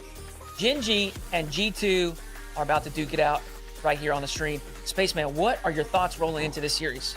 My thoughts are the most consistent team's going to win this one, and I still think that's G2. Like, they've proven it online, they've proven it in LAN. When it comes to head-to-head, obviously these two teams are the ones that have traded blows in the regionals. They have both grabbed regionals off each other. They were really the only two teams in North America to play in the grand finals most of the time, outside of like Shopify at the end of open qualifiers number 6. But like raw skill, G2 has the edge. It's no shade on Gen G at all. Raw skill, G2 has the edge. Team play, G2 has the edge. I'm at this point with Gen G where I've seen what they can do really well. I still do not know if they are consistent enough to prove to me that they're going to beat G2 like on any given day at this moment in time. I think G2 is hitting their peak as Worlds is coming around. I'm still very impressed with Gen G, no question about it, but I have not seen enough from this team over this season to tell me that they are constantly able to play the best of the best against the best of the best. So I expect G2 to be able to handle their business pretty easily in this series. I think that is a good call there. The consistency is going to play a big role. Corelli, some brief thoughts before we jump into the series with G2 and Gen G. I think this one is going to be 5. I think Gen G didn't play up to their potential last week. I think that was a poor performance. I don't think that's a normal performance from Gen G. I expect them to do much better here and kind of step up to the competition. Yeah, absolutely. They are competitors. They've got Appjack on the team. He does not like losing. I think he is a great leader. Coach Chrome even mentioned it on social platforms. That wasn't their best stuff. They were kind of getting back into the swing of it, and I expect them to be much better this week. We've got G2. We've got Gen G. The Titans of North America are about to clash. Spaceman Icarelli, take it away. Well, we're going to have a bit of time to kind of work through this, Corelli, because I think we're still waiting on potentially one player to get in. I want to say it's apparently Jack. I'm putting him on notice. No, he's in there. Apparently, Beast Mode and Daniel have started their own DQ timers. Hold on, did you say apparently Beast Mode? You know, I thought those three guys go with it, man. Sorry, It's That gotta would be be quite the player. Well, no, that was in, generic speak, not, I didn't combine it, but you know what I mean. They started their own DQ timers, but Jack is in here and the players are readying up. We're going to get this one started. I think that's shortly. him. He's using a different moniker in game, so I believe this is. No, that's yeah. I'm saying I'm expecting Jack to make himself known pretty quickly. Okay, he's good. in the lobby. Lord. Okay. All right, we're good now. We're okay. But wait, Carlos. So prediction-wise, you think this one's going 5? I'm going 5. I'm sticking with G2. I'm not going to bet against G2, but I do know. I mean, I know people are going to say Gen G. They have G2's number. They beat G2 every single time. I get it. I'm still going G2. I think it's fair. You know what? Now, I think we're ready to go. I'll say I back G2 as well. I think that is a full panel of G2 believers. We'll see if they can make it happen. Let's head down to the pitch. Joke's on you, Hoodie. I'm going Gen G. Baby, let's get it going one more time. I'm kidding. I think G2's going to handle their business pretty quickly here. Listen, let's talk about it, Corelli. All right, one of the more interesting matchups, Gen G trying to rewrite the current narrative of slow to start, hot to finish. But for G2, the sky has been the limit. They've proven they're the best team in NA, if not the world. How do you see Gen G beating G2 in this matchup? Same way they always do, creating more dangerous opportunities at a higher level and more consistently. G2, their offense, for some reason, against Gen G, really struggles. They don't have the same offensive output, and I think that's just due to a player like First Killer, who is always a nuisance on the field, no matter what team he's on and no matter who he plays. He's a very annoying player to go up against, and that combination with, I think, a player like apparently Jack and Chronic, who have the synergy, who've been on Gen G for a while, and of course the game sense that they have. Very tough proposition when you go up against Gen G. First Killer's going to have to be a threat in this series. 5 games on the board. Will we go the distance? Analyst desk kind of wants it. I'm interested to know what the chat's going to think, but you're going to need First Killer to really step up in this matchup. He's going to have to go toe-to-toe against Beast Mode. Already a couple of bumps. Atomic shoving apparently Jack out of the way as they wrap back to the defensive line. Expect that to be more and more of a factor in this series, Corelli. More and more times where Atomic's going to have to get physical with somebody like Appjack to keep the defense clear. We said it last week as well. G2's, I think one of their biggest X factors is Atomic, and the way that he moves around the field and kind of plays that, I guess, that center mid type of position, kind of orchestrating that offense, and oftentimes finding himself in a shooting position.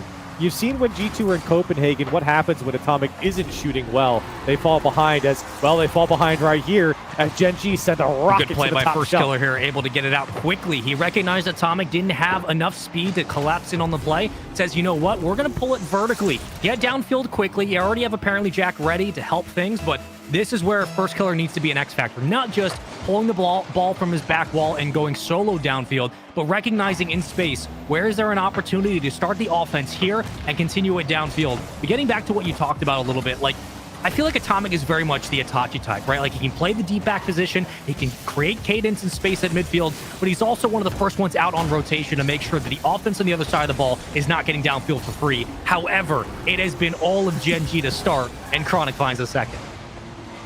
And it's been all Chronic. And every time we talk about Atomic, Chronic's scoring. So we need to stop saying it for the G2 fans out there, because Chronic is all over this G2 team right now. And this was something that we kind of mentioned, was that I think that kind of in-your-face nature from Gen G catches G2 out a little bit more. I don't know if G2 isn't ready for it, or if they're just not expecting Chronic to be so much or so aggressive as he has been.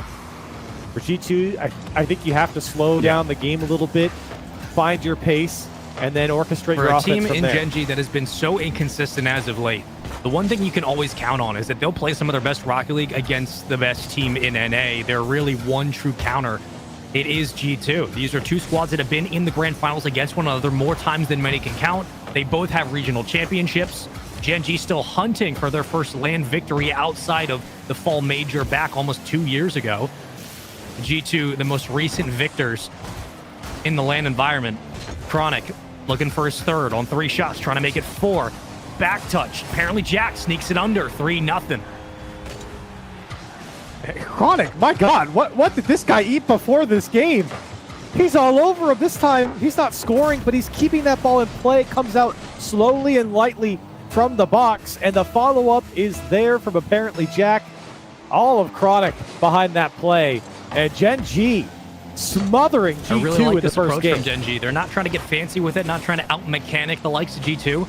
Just getting right up dead center net, forcing the defense to try to make a stop. They haven't. It's worked. 3-0. Gen G looking very comfortable right now in game 1. A couple of double commits. That's awkward, but apparently Jack's still able to clear space downfield and keeping the play moving. Gets one touch off the backboard. First killer. Throws it towards Chronic side. Bounces back out. Available here, and that will be an open net that is missed. Daniel threw it towards the open side, but unfortunately just a little too far out. Yeah, not the best pass from FK across the box there. Way too high and with too much pace. You wanted that one on the ground, leading your shooter into the ball so they kind of wind up. It doesn't really matter. They're up 3-0 and they can allow something to escape. Chronic with 5 shots right now out of their 7. And here he comes again. Double tap, but he can't get it. Apparently Jack trying to slow it down, and FK waiting patiently to see what G2 does. And right now, what has G2 done? Chronic is just all over him. I mean, this has just been a masterclass of offensive pressure from Gen G in this game. Again, a team that can play at this speed, at this style, against so many different squads, but just came down to consistency. Could they do this against the top teams game after game after game? It's only game 1 of a best of 5, but it is a good start. And Gen G come out guns blazing in the opening 5 minutes. 1 minute to go. G2 still looking for their first. Apparently Jack just lets it go on its way. Chronic, 7 shots, 3 goals, 700 points. My goodness. I mean, they're just all over him. And Chronic, better for it. Hat trick for him. And with 7 shots, like you mentioned, this is a slaughter in game 1. But we'll see it in game 2 if you're a G2 fan. For Gen G, this is excellent momentum to start the series. Chronic's been everywhere on the field. So efficient on ball, upfield, in the offensive third.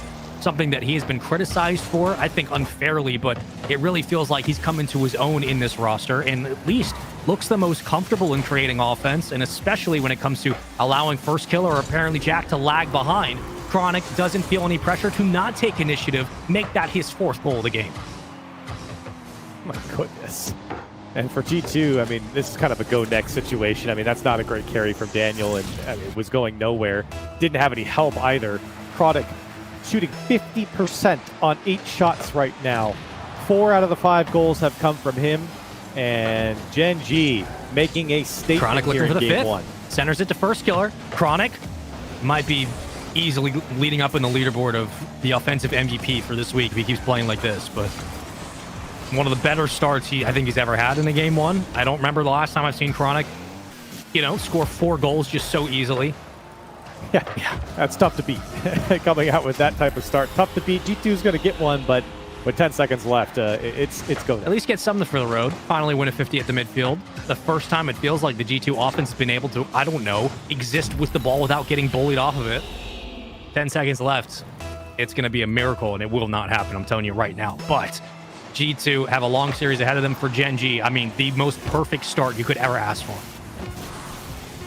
Oh, absolutely. I mean, when you talk about a team that has had success against G2 in the way that they had so many times, this, I don't know. I would say this is a little unexpected with a blowout like this, but for Gen G, them winning game 1, certainly not unexpected. And the best way to silence a lot of maybe the criticism about Gen G as of late is to have these kinds of performances where even if it's just Chronic doing everything he can, 889 points, 4 goals, 1 assist, 2 saves, 8 shots.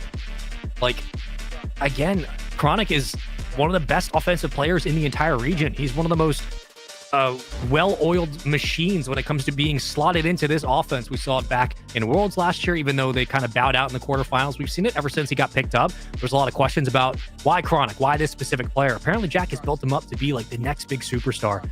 And Chronic at times does not get the same amount of respect that some of his peers do, but he is by no means a slouch. He can put on performances like this, Corelli, where you're like, man, you just kind of get re-remembered of how good this kid is. And it's going to take these kinds of performances.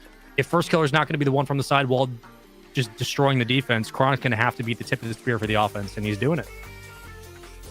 And he certainly was. He was absolutely the tip of the spear for the offense here, to the point where, Chronic didn't even need his teammates.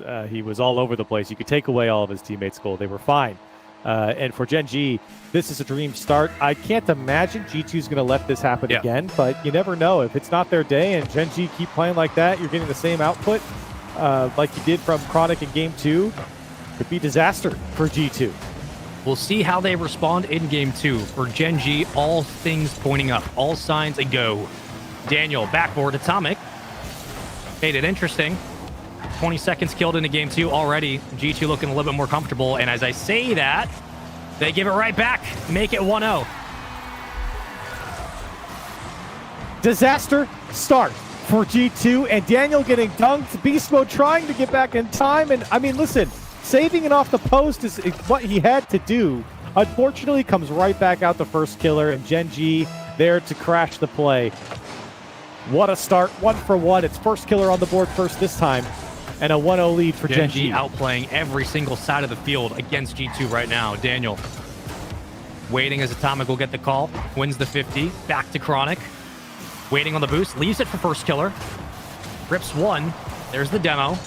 Into the midfield we go. So the first couple of assaults, G2 give up a goal, maybe a second. Oh, my. We're trying to build this story at the midfield, but every time there's a challenge, it's an open back line, and Gen G capitalize. Oh, no. And it's another challenge that goes way in favor of Gen G. Of course, this one's scoring, but even in the previous goal where that challenge over Daniel put G2 in a really tough spot. And you're almost a minute into this game. Atomic and Daniel, Atomic's got 16 points. He's only gotten a few touches on the ball, and that's with a shot. You will be seeing both these teams in the World Championship, so keep that in mind. Enjoy the ride. Gen G looking incredible in this matchup right now. Apparently Jack will recover with all the space in the world. Atomic, no challenge. Uncharacteristic from Atomic. And I don't know if it's just hesitation or something, but the passiveness from G2 is surprising to say the least. And listen, this is, I think, historically and from most fans' perspective, the toughest matchup for G2 in this tournament. So it isn't surprising necessarily that Gen G's having success against G2, but as you're mentioning, Spaceman, oh my goodness, the way they're doing it and the passiveness coming out from G2 right now and the pressure that Gen G's been able to put on G2, certainly in the challenge game, at the very least, is something that you don't expect. I think that's the best way to put it. The challenge game has just been completely one-sided in the first 2 games here in this series, which again is not an inherent negative onto Gen G's capabilities. It's more of we expect more from G2. We know what the woes have been for Gen G. Gen G have clearly fixed those woes. Shout out Chrome, Atomic, slow floater. But G2 looking very, very comfortable and not in the best way possible. Atomic finally opens up something here for G2. And this is the type of shooting that you're looking for from Atomic. He takes away that corner boost and then rotates immediately, cuts in front of the play. He knew he could get this shot off quickly. Top shelf. Defense can't react. Back off the kickoff. Cuts the lead in half. How will Gen G respond? First Killer out in front. Continues to play the ball. Chronic demoed. Back-to-back demos here for G2. And now some urgency from this offense and the challenge game, something that had been missing in the first 2 games. Looked like they were just kind of getting lulled into a trap. However, it's changed. Daniel will take the call. Doesn't have anybody else to help out. Will play it to the corner. This should be a ball here for Gen G to handle, and they will. How many times have we even mentioned a G2 player in the offensive context? Almost never. Rarely. I think I mentioned beast mode one time in this series so far, and it was when he put the ball off his own post to try and save it. That's about it. So, just from trying to remember these types of things for G2, it's clear that their offense isn't really working. Now, having said that, the last minute or so, they were able to lock in Gen G quite successfully. Weren't able to find that goal outside of Atomics. Now Gen G trying to return the favor. Oh, uncharacteristic miss from Atomic. Didn't read the bouts appropriately. Here comes first killer. Right on target. Tried to slot it. The defense still for G2. Keeping them involved in this game. 2-1 scoreline. Daniel. Able to get the touch. Atomic pops it high. Once more, Gen G unthreatened defensively, handling every single touch the G2 throw at them. That one's clean off the back wall. No one from Gen G's there trying to slot it. Was Atomic, and a good effort. Everyone knew Atomic was winding up for that one just because it hung outside of the box for so long on the Gen G side. And G2 looking to get their offense going. They're only down by 1 with 50 seconds left. Could certainly find their equalizer here. Daniel winding up, and first killer comes from the sky to deny. 2, 3, 4 different looks. Still, Gen G's defense respond quickly. Chronic through the corner to apparently Jack. Dish and dime. 3-1 in game 2 and a potential 2-0 series lead. And this is so scary for G2 because they just didn't. They had all that pressure on Gen G. They couldn't make anything happen, and Gen G walked down the field after playing the majority of defense for the last minute and a half, and put another one away. Now the hole's that much deeper. Plenty of time on the clock to at least make it interesting, but where's that explosive offense from G2 that makes you second guess how you set up defensively? Where's beast mode? Where's Daniel? Atomic cut down as soon as he touched the ball. Apparently Jack. Backboard. Jack looking for the double. Beast mode to the midfield. And there's just nothing there. Every time they try to get a setup, every time they try to get an extra touch, Gen G defenders are out in front, cutting down the pass. Atomic was looking just for a center from the high part of the backboard. It's not going to matter. And there's not much time on the clock left. It is a 2-0 lead for Gen G in a very, very, very dominant start. Yeah, very dominant from Gen G. And despite G2 maybe getting their offense going a little bit here, I mean, it was never that much of a worry. Gen G's defense weathered it just fine. And for G2, I mean, even the stats kind of tell the story. You've got 10 saves coming out from G2 to the 5 of Gen G. Gen G generating, 15 shots? 15 shots against G2, the current major winners and best team in the world. And for Gen G, again, in a matchup where they are very comfortable, they have a winning record against G2. It's not surprising that they're winning. It's more surprising in the fashion they're doing it because G2 have just shown nothing. And it's scary when, the lowest stat you have on the stat card is first killer at 8 shots. That tells you everything you need to know about the game. First killer with 8 shots, and he only had 389 points. And of course, they're still winning. I mean, that's the scary part. They're not shutting down. One of the most generational talents we've had in Rocket League in first killer. He's just putting 8 shots up just because he can. He has a goal to his name. But Chronic, again, even when he's not 1v2ing players in the front of the net, 2 assists, 3 saves, 2 shots, almost 470 points. No goals, but he's doing it everywhere. It doesn't matter whether he's on ball, off ball. The offense still flows a lot of times through Chronic, and he looks very comfortable doing that, Corelli. That's been the difference maker, I think, from last season to this season, is Chronic has really embraced that role, and he looks like he feels more comfortable in it. But G2, I mean, straight up, just have not had an answer in this series. They have not had a single answer to anything Gen G have tried. No. Plain and simple, no. No, they have not. And to the point that you made, I mean, the offense, whether you want to say that was for the season or not, in this series, the offense has flown through Chronic with Gen G. They have utilized him as the tip of the spear, and he has broken through so many times in the G2 armor. Oh, man. And now for Gen G, they are looking to close out G2 here 3-0 in this series. Oh, that's a very awkward touch. Chronic back pass. Apparently Jack flips it right under. You're getting picked apart on every single angle. This is just brutal. And look at the ball movement from Gen G, knowing that they had someone to follow up and popping that one up. Everyone from G2's watching the play go from right to left in front of them, and the last man winding up for a shot. That little pop throws off the rhythm of the game, and it allows the offense to succeed. I mean, It's so one-sided right now. It's kind of impressive. Jack, the clear, first killer, doesn't have any boost, but still, again, able to stay involved. Chronic trying to create some havoc on the defensive end. And is that an open net? It might be. No, Daniel threw it towards close post, but unfortunately for the G2 offense, that one won't fall. Now what do you do? Maybe you just need somebody to kind of step up, be selfish with the ball, and say, I'm going to take it. I'm going to try to make a play, because everything else has not worked. And it's multiple times now where, and I know this might not be a big deal to a lot of people, but for me, if you're not getting your big playmakers involved in the game, it says something. And this is multiple games now where I look at the scoreboard and I see G2 players in the first minute and a half. Beast Mode's sitting at 32 points. He's just not involved. He's not getting anything as far as touches in the game. That's very important for a player's confidence in any context, let alone Rocket League.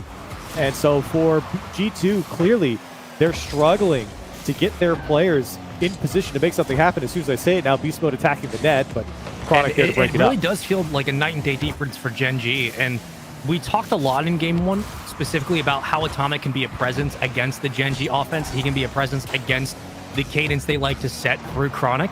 Atomic has just, and it's credit to Gen G's defense of the midfield, Atomic has been a non-factor in this series. He has not been there at the midfield in the counterattacks. He got bumped once in the first game, but he hasn't been able to slow down Chronic or apparently Jack. I mean, every single different way G2 can beat you, they've been neutralized in this series. And Corelli, that doesn't happen very often. Even for Gen G's best efforts, this has been like a just complete 180 from the Gen G we saw last week.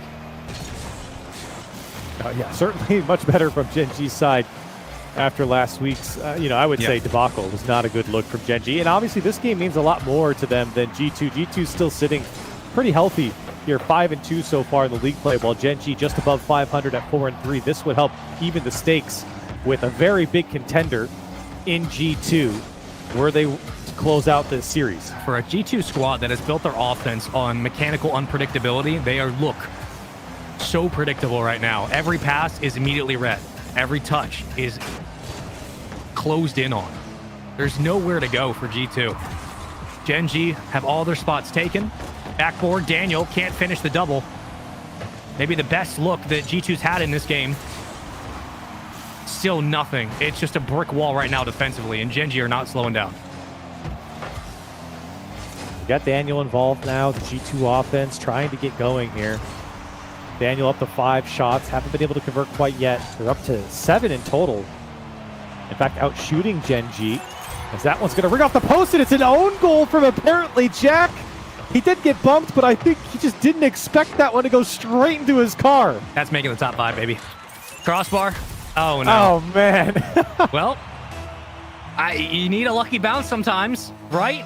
Sometimes you just need something to go your way. G2 finally gets something to go their way. Now how do you pull back? Apparently Jack. Pass to Chronic. Catches it. Reset. Spiraling. Little pirouette to the front of the net. First killer, the Chronic. Uh-oh. Well, things kind of collapsed quickly. Gen G have to fall back on defense. Maybe some life here from G2. Daniel attacking the net. Can they put this one through? Another one off the post. Follow-up's there, and Atomic puts it home. Hold on a second, Spaceman. 2-1 in favor of G2 with a minute left on the clock. Daniel just drives his Fenix straight into the heart of the net. Plays the 50. The rebound pops out. G2 capitalize. It just has to work. It doesn't have to be pretty. 60 seconds on the clock. Pass to first killer. Right on net. Apparently Jack will catch it. Uh-oh. That's not great. That's not a good touch, but Beast Mode almost able to put it away for a 3-1 lead. Still plenty of time on the clock, but G2 trying to hold on to this lead and keep this series going. Certainly don't want to give first killer that opportunity in the air, and a good shutdown by G2. Just under 40 seconds to play.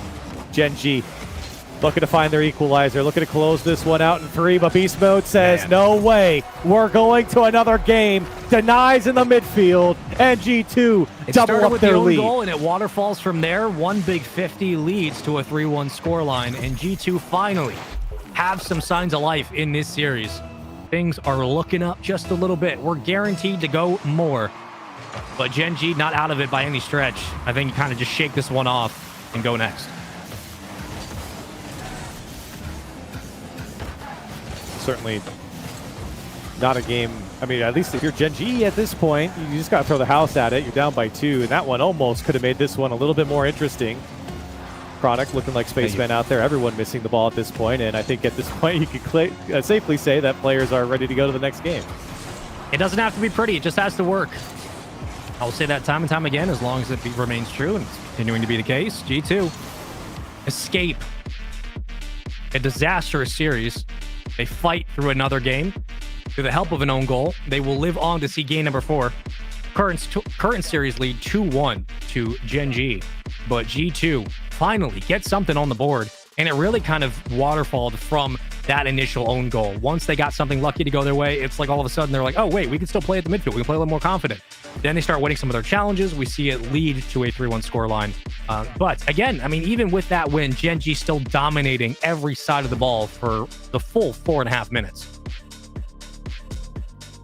Yes, I think it's fair to be harsh against G2 throughout this series. I really don't think they played a great series so far. This game, I think they got a little help from apparently Jack, who own goaled that ball, got a little stroke of luck, I would say. But for Gen G at this point, I mean, they've controlled this series up and down. You've got Chronic early on that played extremely well, and for G2, they just haven't had an answer. They've been too slow. They aren't holding on to the ball. They haven't had great shooting. They haven't been generating great opportunities. This was the first game that we saw a little bit of that from them.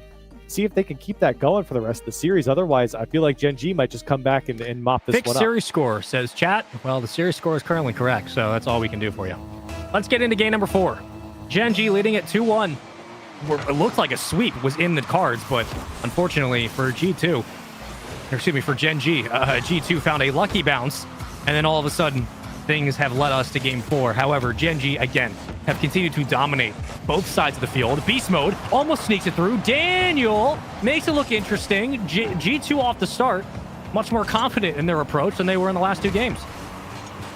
Yeah, generating 2 shots right out the gate. Daniel attacking again. G2 opportunity. Beast mode drops it in. And hold on a second. We might have a series. G2 looking a bit more alive. Traffic jam that leads to a 50, and beast mode crashes quickly. 1-0, folks. G2 strap in. We could be going 5. Just throwing it out there, you know? I know. Well, listen, I'm trying to build. Yeah. Gotta give the fans what they want.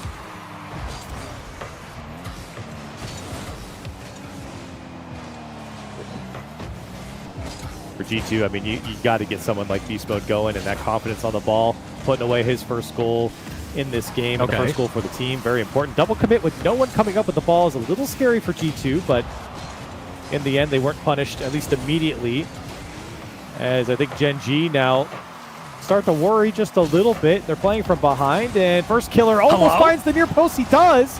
Follow-ups there. Oh, my goodness, Atomic! He's a brick wall! Surely not again.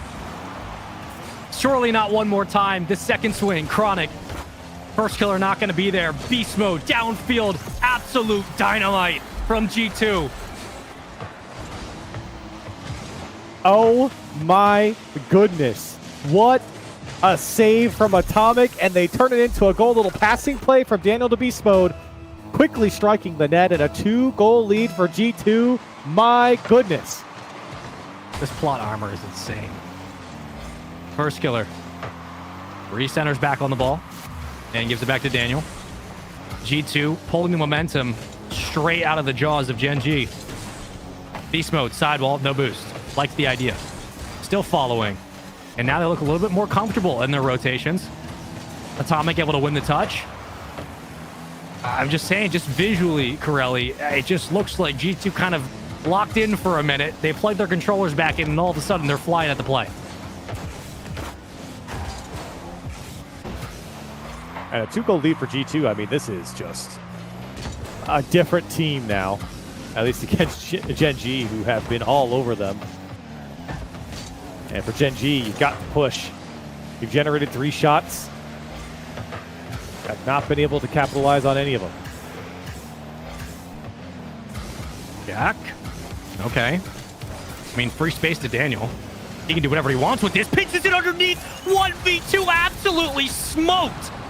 Daniel all the space in the world, and a ridiculous give up on possession by Gen G. Oh my gosh, what a pinch from Daniel into the left corner as well. It took precision, and he hits it perfectly. A 3-0 lead for G2, and this series is getting interesting. I'm not sure what the decision was there to give the ball right back to Daniel, but okay. This is the Gen G we expected. The G2, excuse me, that we expected.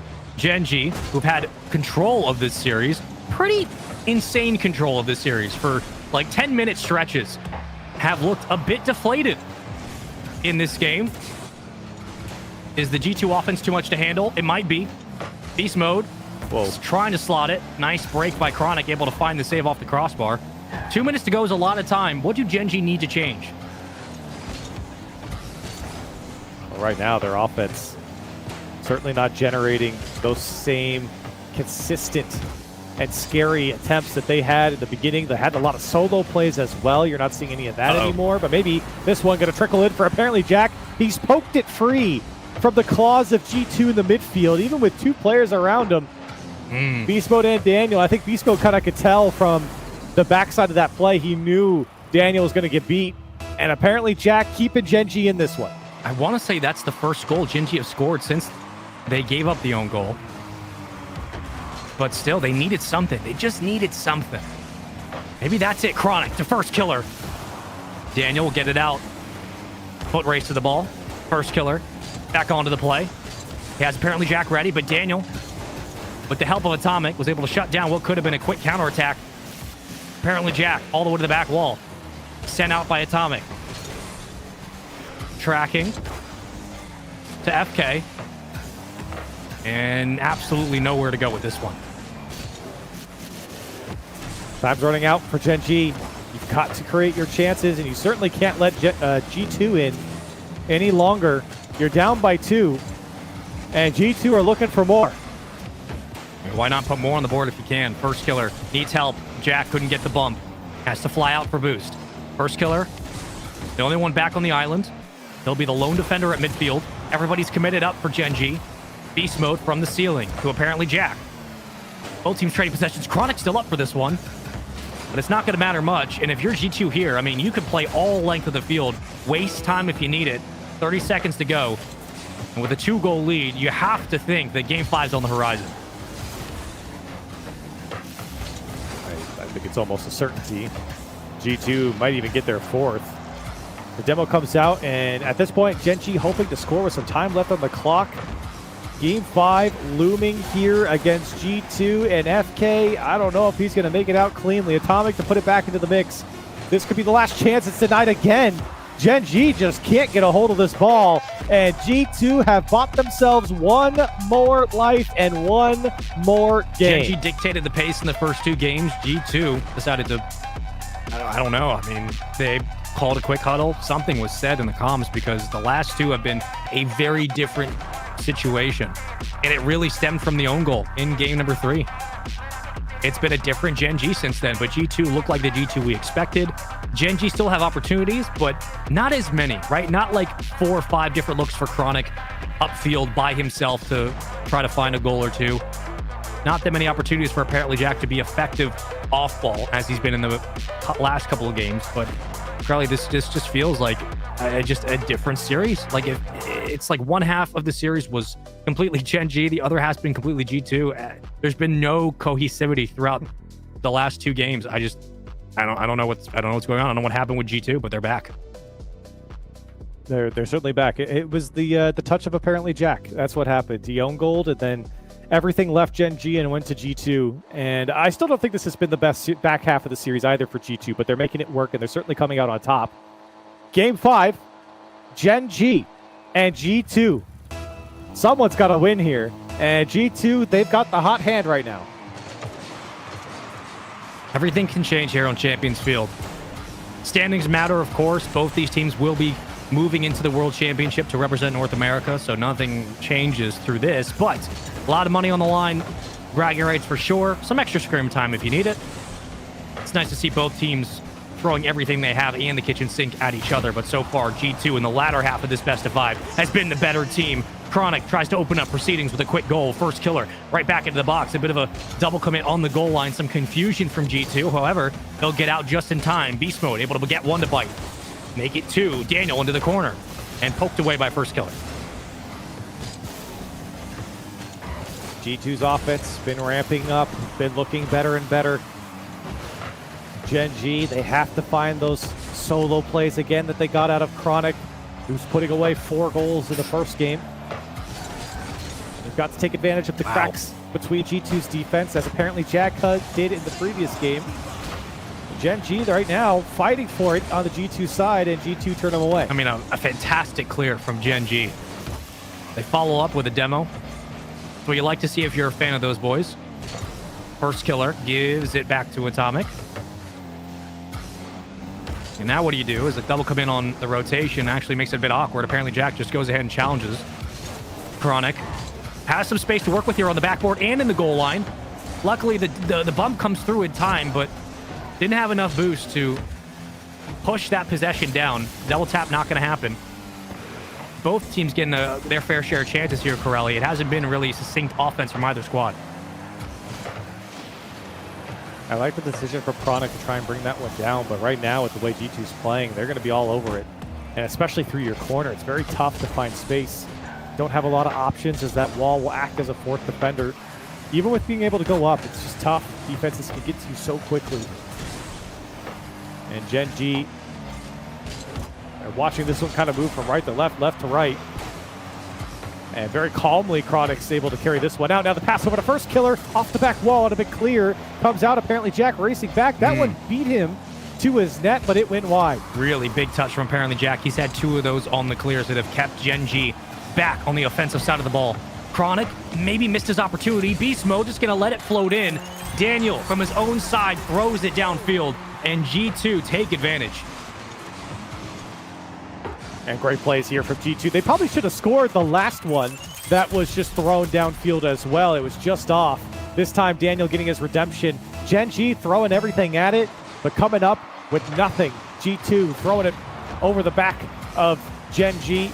A wide open net. Gen G is going to continue to kind of crash the offense. If you're G2, if you're Daniel, you're very comfortable pulling up from the backcourt. Beast Mode will get out, but Chronic to apparently Jack maybe should have stayed selfish with that possession.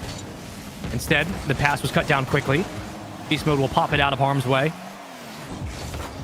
And we've seen this a couple of times, Corelli, where the Gen G offense is pressed up 2 at a time, 3 at a time. They can't break through this front line. And I think that G2's done a great job of disciplined defense. And the counterattack has been extremely strong.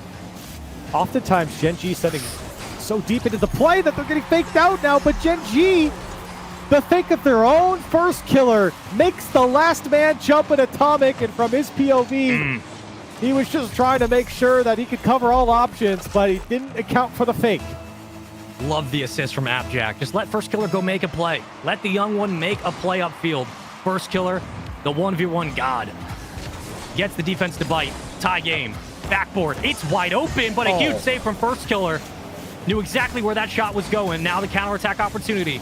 Can Gen G capitalize? Chronic, full tank of boost. Has to beat Atomic, does. Has Daniel waiting on the backboard. Into the corner. First killer's going to hunt for this possession. But he can't even get a touch on it. Time ticking down. 4 shots on the G2 side, all of them on Daniel. 8 shots on the Gen G side. It only takes one more. Maybe their 9th here for Gen G, as a minute strikes on the clock in Game 5. Beast Mode. Kept first killer at bay. Defense not relinquishing their corner pressure that they've had for the majority of this Game 5. Gen G doing a very nice job of tracking with Beast Mode as he tries to go for these little extra touches, those setups, the rebounds that have worked so well for G2. Daniel, that's a ridiculous clear. Interesting center. Apparently Jack can't get out in front. Big help from Atomic. Keeps the back line clear. Less than 30. And you can see Gen G all pushed back here, waiting for the imminent strike from G2, and Smartly done by Gen G. Now this is their opportunity. First killer drives to the far post and denied by Beast Mode. Gen G still in possession. I like that shot from First Killer. That's where he can do the most damage in this game. Under 10 to go. Chronic to bump. First Killer, front of the box, plays it on the catch. Double commit by Daniel in Beast Mode. To get it out, Chronic keeping it alive on the hood of his car. Has one to beat, and a huge challenge from Beast Mode to get us into OT. Game 5 overtime. Gen G and G2. You love to see it. The top dogs of North America. The best the region has to offer right now.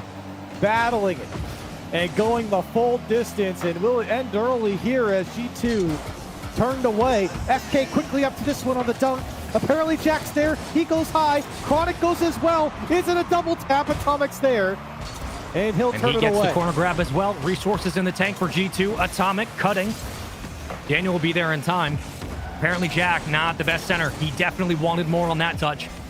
First Killer, biding time, allowing Chronic and apparently Jack to get set up on the offensive third. Starting to pick their spots a little bit more as Gen G work on the windup. First Killer from the side wall, can't win the 50. Daniel gets a massive clear for G2. Gen G, I feel like, have been spending more and more time on offense, but they've been a bit more conservative about it. I think G2's just waiting for the counter if it comes. And Gen G have absolutely given them the opportunity a few times in regulation. But still we sit tied and in overtime, just over a minute now, and almost ended by First Killer. Apparently Jack trying to keep it in the mix. Everyone rotated out for Gen G. Chronic gets beat at the midfield.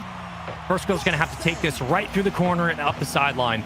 And does just that. Wins it around Beast Mode. Here comes apparently Jack.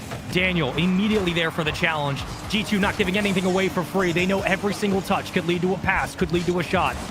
They have to stay in front of the ball. Apparently Jack on low boost, still being a nuisance, and First Killer gets a free possession. Through one and takes the challenge on two. Pass over to FK, and I think FK just wasn't really perfectly angled for that. Great touch to the back wall, but G2 eats it up. Trading blows back and forth. You're up to 15 shots, now 16 shots on the Gen G side to the 5 of Solo G2. effort from Jack. Chronic. Very standard shot. I mean, Gen G has laid that out to bear many times. G2 were ready for it. Apparently Jack looking for the clear. First Killer, not the best touch. Daniel knows he can crash here. They'll get a demo. Beast Mode's going to have to cut into the lane. He will do so. Atomic on low boost actually gets the call. They'll take it through the corner. They need help on the clear. Apparently Jack's still there. First Killer waiting for an angle. A chance to jump at this possession, but right back to the midfield. Chronic was ready. Daniel, Beast Mode working together in the corner. Who's going to take it first? Beast Mode circling, hoping Atomic maybe jumps early. First Killer leaves it to apparently Jack. Both offenses struggling to find their spots and get there in time. And Gen G, I mean, they're really pressing. I mean, they're at 19 shots now. They're putting pressure onto G2. You can't say the same for G2 on the Gen G side. None of these shots are directly on target, though, or at least they're easy saves. That's a great pass. First Killer to end it for Gen G. It took them 5, but they finally shut down the Kings of NA. I mean, it has not been the most impressive showing of mechanics or raw skill.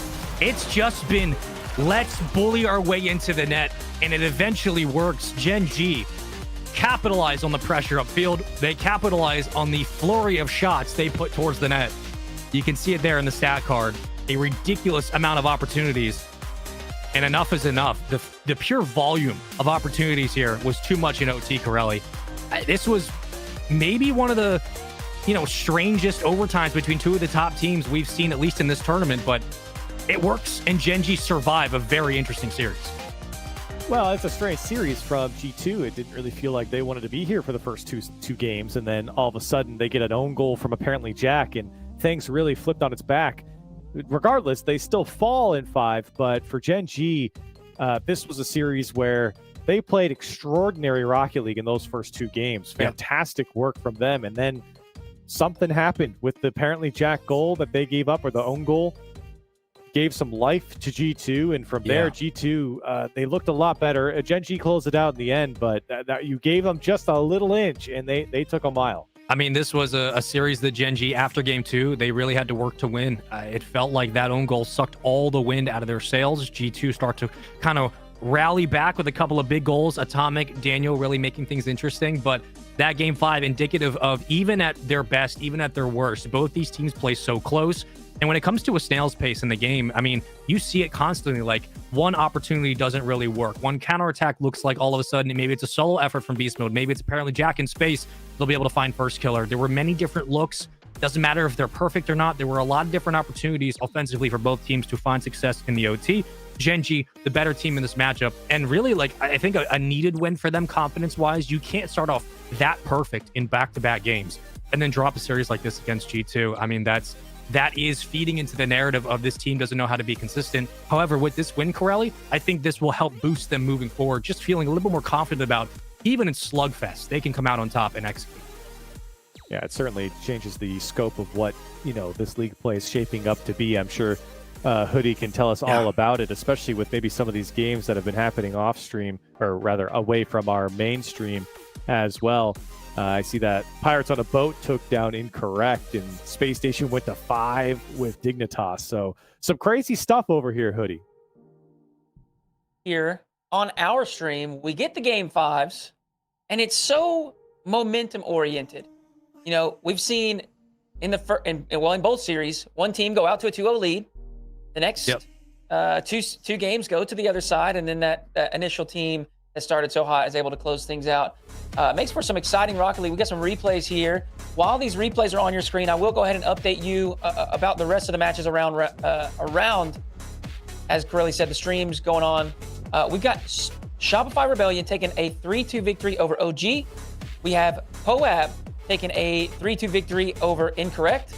We have Space Station taking a 3-2 victory over Dig. So there's four game 5s in the series, and that's a big one there between Space Station and Dig. It's actually a really important one between Poab and Incorrect as well. It's fairly early in this league play season, but Poab needed to start racking up some wins if they want a chance for that top 6. And then RMC able to get another win today over Fun. They win their series 3-1. So round 2, full of exciting matches across the board. Of course, ours, another game 5. We've been spoiled a little bit here on the mainstream, Spaceman. I've been really happy that obviously all these games are going 5. I think it's great for the stream, the viewers, I'm sure, having a good time. But it's been nice to see that with good gameplay, with bad gameplay, all of these matches are going the distance. All the top teams are going the distance against other top teams, but everybody, it seems like in the second week, starting to adjust to each other, and we're not seeing a lot of blowouts, man. Like, I think that's really important, especially with Worlds coming up. I know that's a much bigger and different conversation than this tournament, but it's nice to see that no matter, at the top end of the spectrum for NA's best, all the way down to teams that made it through the open quals, like, we're seeing everybody go the distance against one another, and I think that's very healthy for the game, for the esport, for NA, and it's great to see that this late in the season that the competition is as fierce as ever. So I'm very glad that these games have been going the distance. It's just been not as like back and forth, I think, as maybe we would have expected. It's been very one-sided, one team dominating, then the other team dominating, and then a bit of a slugfest in game 5. So I'm really glad, man, that we're seeing like really good competition this late in the season. Everybody's getting a chance to show what they got, and it's going all the way. So I'm having a good time. Absolutely. And I think we have Appjack here on the line. We're going to chat with him after their victory over G2. Am I live? What's going on, Jack? You're here. Yeah, sorry. You're live. I didn't realize. My bad. How we doing? Congratulations on your win. A back and forth battle there, but I want to rewind to last week. Not the ideal start, a little bit slow start to the league. Talk to me a bit about that and why you think you guys, like I said, got off to a slow start. Yeah, I mean, we started scrimming the day before that kind of day, first day of the tournament started. So we're kind of just getting back into the swing of things. We were a little unenergetic, if that's a word, tired, I guess, in our comms and attitude. So yeah, we just took a while to kind of ease into it and improved in the day 2 a little bit, but not ideal still. But yeah, we just took a little bit of time to get into it, getting back into the swing of things, but we feel pretty good now, I'd say. Yeah. Well, kind of, I guess, pivot off of that. What is you guys' approach to this Shift Summer League? Obviously, there's a little bit of time between now and Worlds. There's a couple more events as well. So I know you guys have some time to prepare. But is this kind of a tune-up? Are you guys sticking to what you know? Is this a place that you guys are using to experiment a little bit and try some new things? How are you guys approaching the Summer League? I don't think, any of those. I think it's more just, I think it's just like touching on things, making sure we're feeling pretty good individually, I'd say, really. The tournament would be really good to win. Every team is trying, really hard to win it. But, the goal is the World Championship. Okay, so you are taking not only this event, but any type of practice, any type of tournament from now on. With the World Championship in mind, so it's a really good event to have, right now, and make sure we're staying pretty at the top of our game. So yeah, I think that's the general attitude and sentiment towards the tournament. Sure. So we've got you guys off to such a hot start. Those first couple games, Chronic specifically was just playing out of his mind, and then we saw G2 wake up in the middle of the series. I think Jack is still here. We're just gonna keep talking here. No, you're fine. You're fine. Don't even worry about it. But with that, I'm just curious, is there anything that you noticed that changed in the middle of the series? What do you think led to that kind of pendulum swing in momentum between you guys? I think, you can usually just put it down to natural kind of ups and downs from players or teams on the pitch. I wouldn't, I don't think it was, anything crazy. I think we did I think Chronic had a free ball putting into the corner and he missed an own goal off the post for the first goal for G2 in game 3. So I think that that swung it a little bit. I was quite annoyed at that, not at him, at myself. Not that I could have really done anything to kind of prevent it, but I was a little bit annoyed at what happened there kind of. And then in game 4 we had a 50 that just pinballed on the goal line and then went in at the other end to send them up by 2 instead of tying the game. So we were just a little bit, caught off by a couple of things that naturally happen in games, and that's just Rocket League. You have to adapt and you have to stay focused, and we managed to win the game 5, which is all that matters at the end of the day. That's right. Well, congratulations on that win. Thank you for taking some time to chat with me, and best of luck with the rest of your matches today and throughout the rest of the league. We are going to take a short break, and we'll be back with some more Shift Summer League.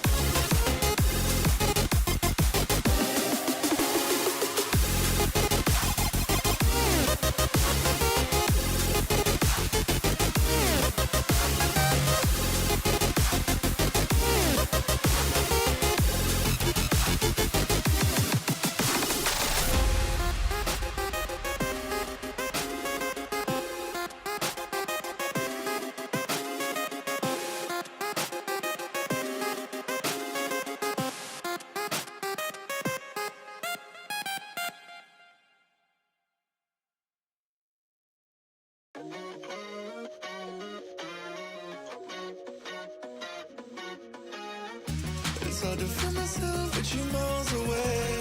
I've been wondering why you cannot stay. Till the sky's blue when they're always gray. Trying to soothe myself, but I can't find a way. Diva, I need. Where did you go? I feel you. Diva. Folks, there was our second match. We've got 2 Game 5s on the mainstream. Great content tonight. Hootie Hoo here alongside Spaceman and Corella. We have one more match before the show is over today. Spaceman, we've got a fun one. Shopify Rebellion taking on Dignitas. And what are you thinking? Shopify Rebellion has 2-piece back. Dignitas, same roster. How are you feeling as we move into this final series? Yeah, I can't lean on memory as the MVP at this moment to kind of carry the squad. But I will say, I just think out of pure team play, I've been really impressed with Dignitas. I think the Zanil pickup, like Jorby echoed last week, has been the right pickup for this team. Again, taking away nothing from Shopify, but I am very high right now on Dig. I think their offense looks potent across all sides of the field. They're very cohesive as a team, and their long plays together, their long touches that lead into assists, that lead into backboard doubles. Very big fan of that. So I'm all Dignitas, all flags pointing Dig right now. All right. I think that makes sense. We saw it at the top of the show. A couple of players for the Dig roster in that top 5 playmaker, top 5 assists. I think it was Evo and Zanil. So as you said, certainly doing some great work, generating some opportunities for their teammates. Corelli, what are your thoughts as we move into the final series? Well, Dignitas is kind of an enigma to me because throughout RLCS, they had some good series, but they also had some pretty abysmal series, and they had a couple of weak regionals just all together. But they had a great first week in this Shift Summer League, and now I think they're trying to continue that. they certainly have the skill to do so. I in the same way that I kind of have my criticisms with RMC, it's like, which version of that am I going to see today? Sure.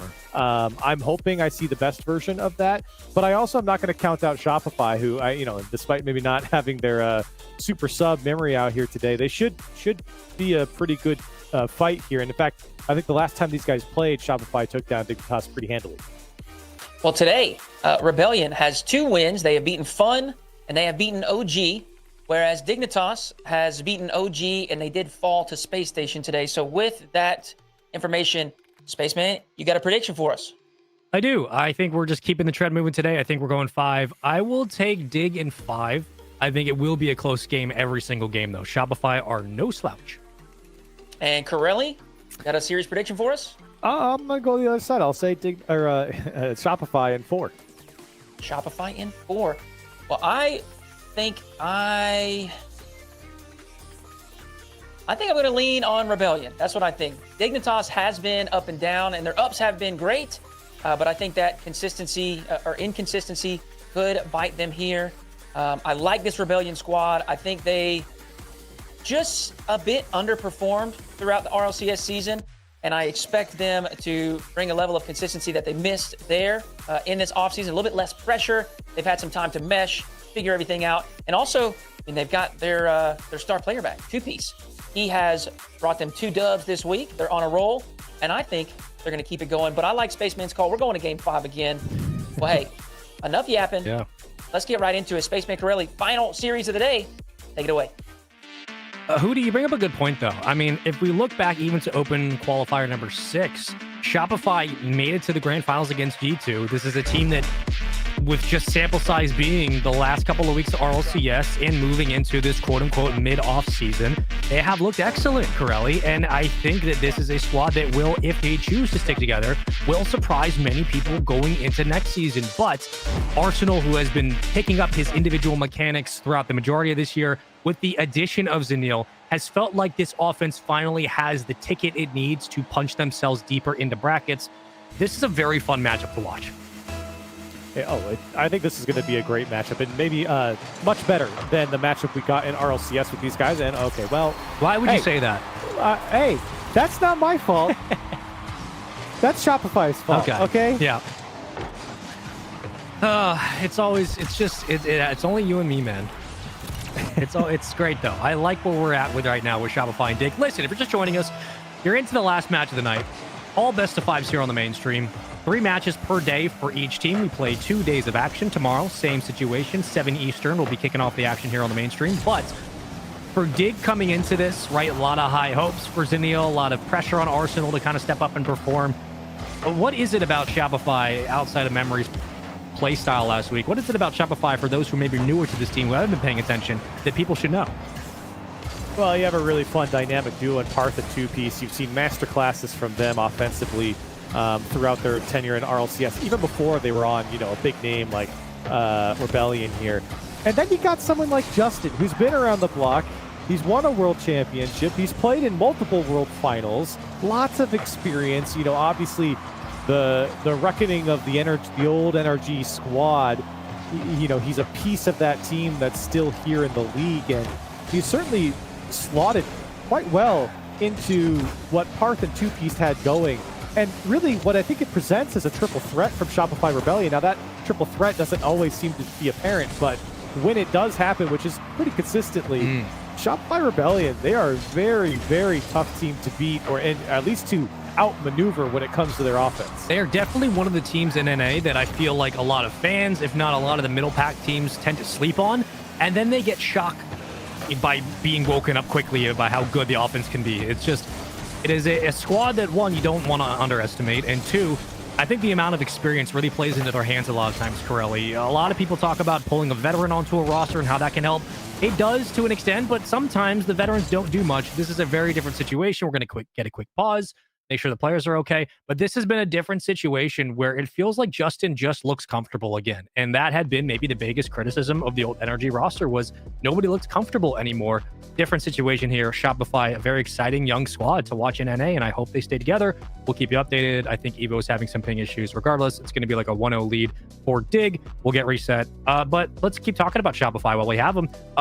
How are you feeling about them potentially into next season? Do you think they're going to stick together? Would you like to see them stick together? What are your thoughts?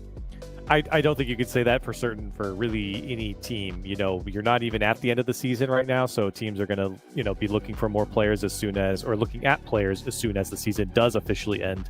Usually you have major teams that eventually do make some changes once you actually get to the official off season, although it's, for the majority of teams, it certainly has started. But in the context of Shift Summer League, Shopify Rebellion, I'm just looking over at the standings right now. They're sitting 5-3 right now, +1 in game differential. They're sitting at number 6 in the league, which is the bottom of the cutoff for the playoffs, right under G2 and right above Incorrect. It's very competitive at the top of league play right now, right? Like you have Space Station at 6-2, RMZ at 6-2, and then you have 1, 2, 3, 4 teams sitting at 5-3. So they're kind of tied with Dignitas. Shopify is. So this is a big matchup. And again, what's kind of fun is, every week that funnel in league play gets smaller and smaller, right? You kind of really separate the pack because they're forced to play against each other. That's what this type of game is a match where there's a difference between these two teams, and it'll matter down the line for league play. Folks, remember that if you are interested in all information about this Shift League, you can find more information available both here on the Twitch channel and down below in the description of this Twitch channel. There is a link to the Reddit, the Discord, the Shift website, our Twitter page for Shift. So make sure you both follow all the available channels to keep up to date with not only this Shift Summer League, but what Shift will be potentially doing in the future with more Rocket League events. So keep an eye out. We'll also have mods pushing around the brackets. You can do the SSL North American League play bracket over on Liquipedia. This is not only a great opportunity for all the teams currently fighting for their potential world championship moments in Worlds in a month's time to get some extra reps in, but also for teams that are not going to Worlds to get good quality Rocket League in during this quote-unquote mid-off season. However, we're making sure that we get all the lobby info ready to go. I believe we're almost ready. But Corelli, we already started off with a Dignitas goal. I would be surprised if one of our matches today does not go 5. At this rate, however, very excited to see these two teams go head-to-head. I think one of the nice things about this specific tournament has been how many different times it feels like we get a matchup that we feel, at least on the analyst desk, is pretty parallel. We think at times, okay, this could be a pretty even score across the board, and it's kind of lived up to that hype. We haven't really had too many blowouts, and I don't think it's going to be the same thing here. No, certainly not. I think this one's going to trade blows for sure. I don't know if we only got less than a minute of gameplay here, so it's tough to say one way or another. The advantage, of course, the kickoff goal for Dignitas certainly helps, but we didn't get to see the full context of that game. But as I was mentioning earlier, definitely a matchup that matters a lot for both of these teams, as these are teams that are fighting and are sitting in top 6 right now. But, when you look at it, like when you zoom out from the rest of the league, you still have OG who's sitting 8. Pirates on a Boat, they're sitting at 2 and 6, but they're a feisty team as well. You got the Young Guns in Fun sitting at 1 and 7. I think that's to be expected, but they're also a very difficult team to get by as well. And so that's what's made, I think, the NA side of the Shift Summer League really, really fun to watch, because this is not an easy league play by any stretch of the imagination. No, not at all. And if anything, it's really felt like this is maybe some of the best competitive league play Rocket League we've had in a long, long time. And granted, we're only doing a couple of matches here per day, but it's kind of impressive how every team's not only shown up. We're getting, at least on the North American side of things, just like it feels like it's just RLCS week back. It just feels like we're kind of back watching some auxiliary Rocket League, which is always great. Again, all the players, I believe, are in the lobby, and with that, we should be jumping into game 1 in just a moment. We will keep you updated with what the score will be looking like if we get an update from the admins. If not, we'll just let you know what happens on screen. However, Corelli, one more series to go here tonight. All games today have gone to 5. We've seen the best of the best play, and I always like when we kind of start with the heavy hitters in NA. We start with like the G2s, the Gen Gs, the SSGs, but now we also see like the future of NA's Rocket League kind of that mid-pack here. We see the Shopifys, we see the Dignitases, and like the conversation we had earlier today about teams still showing up and putting on their best performance, we are seeing how close these games are, whether or not you qualified from the open qualifiers or you got invited into this tournament. Everybody is playing some of their best Rocket League, and they're all contending against one another down to the wire in every single game. I like that it has not been blowouts, to reiterate that dead horse I've just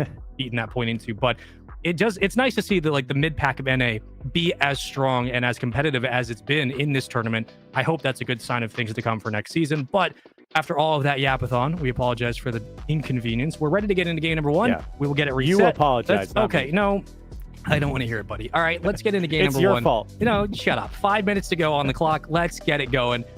Never mind. So, Corelli, how's your day going, man? How's things on your end? This is a classic example of when a caster, he has held up the broadcast so that he can just yap the whole time. Yeah, that's right. It's you. I start the game, by the way. That's right. You control everything, and it's your fault. Okay. I'm just speaking for the chat right now. Oh, okay. Thank you. Appreciate that. Listen, we've been here many times. I believe the players are all giving the thumbs up. We're on pausing. We're almost in. 3 minutes, 18 seconds on the clock. Again, the lead will be back for Dignitas. We pick up where we left off, folks. Dignitas with a 1-0 lead, and we're back into game 1. So, if you forgot, Dignitas just got a kickoff goal right off the first kickoff. So that's why Dignitas sitting at 1-0. And we really didn't get to see too much from Shopify. As Justin, oh my gosh, Justin. Oh my lord. You were saying? Well, I've seen enough. Turn it off. This is disgusting. Look at this delayed reset, man. Bait him in with bated breath and then drop the guillotine on him. That's my world champion right there. Side up. Justin? Nope, not going to happen for 2. Already off the reset. Shopify finding some success. Great start for Shopify. And for Dignitas, now they got to show their teeth a little bit. They got that kickoff goal early on, but can they put together something as a team? Evo, that's a great little touch, and Zanil got there first, beat out Justin, followed from Arsenal. It's beautiful from Dignitas. They're just faster. They're just in sync. Zanil wins it. The first touch right over the defender.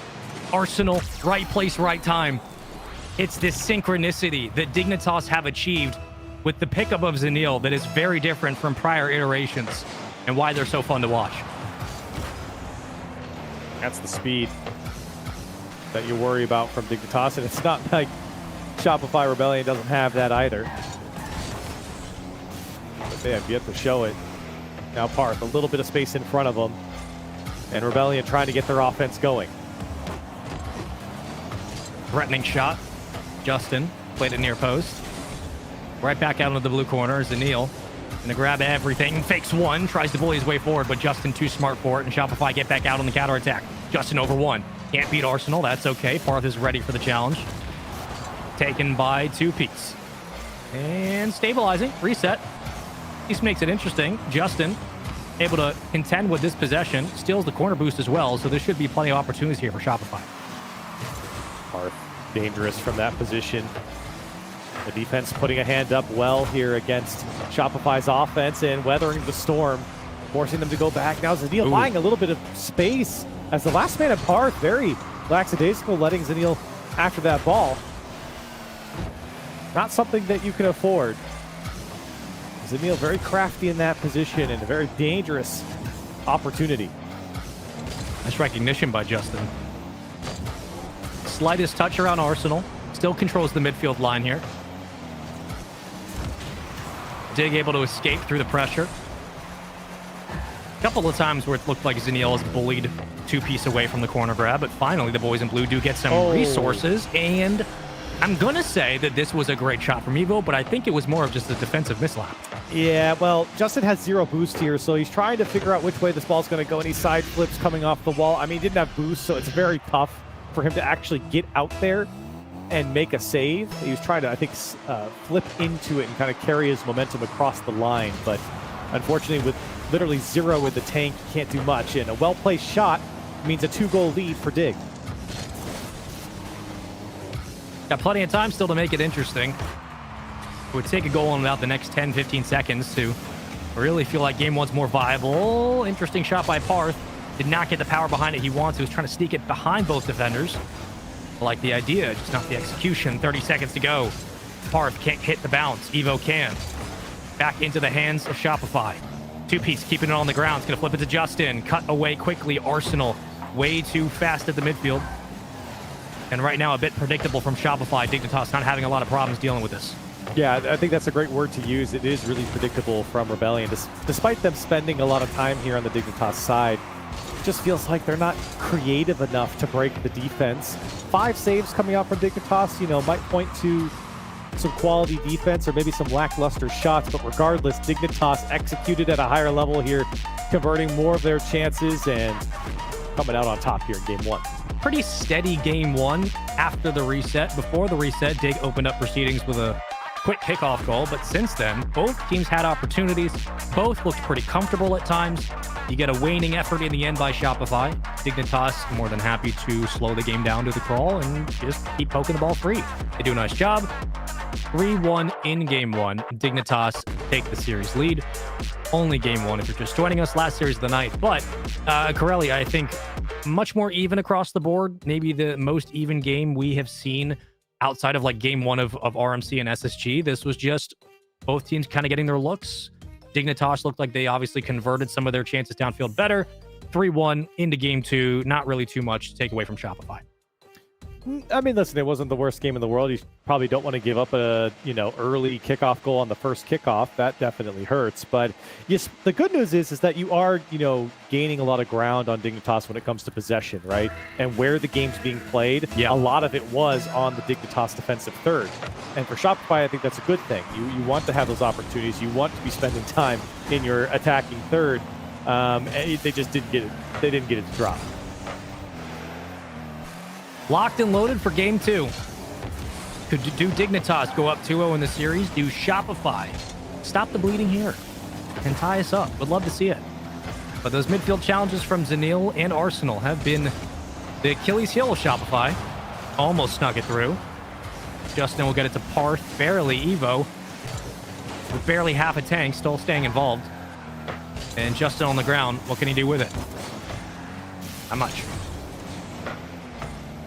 Dignitas doing better here, but not holding on to possession. I mean, this is a team that I think does want to kind of sprint downhill if they can get there. And right now, they are tumbling down it because Parth raining down a shot 1-for-1, and Rebellion strikes first. It was a good effort by Zanil. He really tried to do all he could, but actually helped set up the follow-up touch. Parth able to punch it through. 1-0 lead for Shopify. They grabbed their first lead in the series. And Arsenal was trying to play headhunter. Looked pretty interesting off the kickoff, but neither team really getting the control they wanted and back into the corner. Rebellion trying to find that same posturing that they had, and even on the double commit, they're going to come out with a goal 2-0 for Rebellion. And where did Dignitas go? Nobody could put a hand up for this one. Zanil was there, but I mean, it was way too far behind the play. And Rebellion able to double up quickly. Shopify send the house on the possession. It actually works out. Little pass, little opportunity, little window where things are successful. Quick 2-0 lead. Very quickly. Arsenal through the corner. Evo helping off the back wall. Arsenal just trying to body block, and that one will not roll through, but it will be dangerous enough to allow two-piece to keep the play moving. Into the midfield. Everybody committed, and I don't think Dignitas got the touch that they were looking for. No, that was a free shot for Arsenal. Rebellion crept up a little bit too far into their own offense, and Arsenal had a free shot across the field and maybe, I think, rushed it just a bit. That was a big opportunity. Now Arsenal, that one's going to go wide. Another pass across the box. That one's too high. So Dignitas getting some setup, but just missing the mark. Oh, it's open. Oh, Arsenal tried really quickly to jump out of the lane, get a bump onto two-piece. Maybe that one rolls through, but right now, Dignitas doing a very nice job of immediately challenging the player grabbing possession on the backboard, not allowing them to rotate out for boost. However, they give up the counterattack look, and right down the other side, it's Justin to make it 3-0. All that pressure for nothing as Shopify quickly get one back. And that was the easiest backboard touch of Justin's life. When you see Evo go deep into his net for an in-and-out save, it's just not going to happen when you have that big of a windup from Justin. He could pick his spot, and he went to the far side. He knew Evo couldn't get there. 3-0 for Rebellion, and this one's opened up. I mean, Dignitas worked so hard upfield just to get a couple of decent looks, but Shopify wastes no time on the counterattack. They get one. Add on to their current score. 3-0 at the moment. Two-piece chasing Evo. Parth. Not going to happen. Here comes Zanil. Got to score here. You feel like if you're Dig, you got to capitalize on this counterattack. The reset doesn't do it. The dead center rip doesn't do it. Zanil, crossbar, tries to sneak it under. Two-piece, still gets it out. Oh, my God. What a save from Two-piece. Stumbling and tumbling in his own net and making it work on the in-and-out save. And now a 3-0 lead for Rebellion, and it's going to stay that way for Dignitas. They have not been able to break through, even after some great offense and fielding a shot off their own backboard. Dangerous for Dignitas. They got no boost to challenge this one. Justin actually misses. Everybody's missing.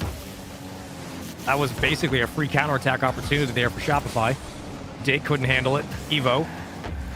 Back wall. Gives it back. Justin has everything he needs to make this interesting. Justin tried to sneak it under Arsenal. Better save. Here comes Parth.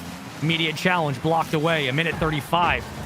That ball just hung up on the ceiling. I expected that to at least be at the midfield a little bit more quickly. But still, every time Dig tried to break out, they're just getting beat off the touch. You've got time. I mean, yes, you're down by 3. It's unlikely here, but you do still have enough time to make it happen. You look at the shooting department, it's 6 shots from Dignitas. Not the worst stat in the world, but it's certainly not the best when you're sitting at 0 goals. Man. And now Two-piece has a net to shoot on, and he will pop it up over Evo. 4-0 for Rebellion, and it's safe to say that's all she wrote. Now run this back. Look at Justin's setup. That's disgusting. I mean, again, just having synergy in transition is the difference between a team like Shopify and a team like Dig at the moment. 4-0. A blowout in game 2. And for Dignitas, I mean, this is a game where you gave Rebellion too much. Evo's sitting at 84 points 4 minutes into this game. And despite a couple of decent chances and decent looks for Dignitas, obviously they weren't able to convert. You're letting Rebellion in for free. But the backboard's been dented by the ball hitting it so many times for Rebellion. Dignitas have got to clean up their defense. Massive center. Parth, pick your spot. 5-0. Shopify are not slowing down. I mean, what do? Right? You just take a hard challenge from Two-piece. You knew that one was going to come out in a fortunate position for Rebellion. Everyone from Dignitas is pushed so far back. You take a challenge like that, it only has to go to your teammates. And with 30 seconds left, it really doesn't matter. We can cut it up as much as we want. It's a 5-goal lead. It's a 4-goal lead. And Dignitas, despite getting one here, isn't going to help them. Chat, it's B-E-Y-E-S-T if you want to get it right. Zanil. From the elbow. Cuts the lead to 4. Chris Paul cuts the lead to 34. Yeah. 24 seconds to go, baby. Yeah, it's a big deal for Rebellion here. I think that they've done much better in this game when you look at the previous offensively. Controlling a lot more of the pace. I think the challenge game has gone in their favor at a much higher level. And I just don't think that Dignitas have been able to pick out the right shot. This is another good one. They isolate the defender, but it's just too little too late. 5 seconds left. You're down by 3. No way. Still just one for the road. Something good. Some momentum to go into game 3. Excuse me. However, Shopify, a really commanding presence in this game too. It cannot be overlooked on both sides of the field. I mean, how many different looks were Dignitas throwing at the net? Shopify dealt with the pressure, pulled it out to the midfield, and they wasted no time on the counterattack scoring. They just knew exactly where they wanted to go, how they wanted to execute offensively. All credit to Shopify. They looked fantastic in game 2 and looked primed to keep that momentum moving into game 3. But Dig do pull it back in the end. They do start to get some positive looks at the net, convert on a couple. Zanil able to find 2. But it was just, again, like kind of like that Gen G G2 series. This was just pure domination by Shopify. Yeah, and I mean, you look at the shooting department between Parth and Justin, 5 shots apiece, 3 more tacked on for 2-piece, 13 in total.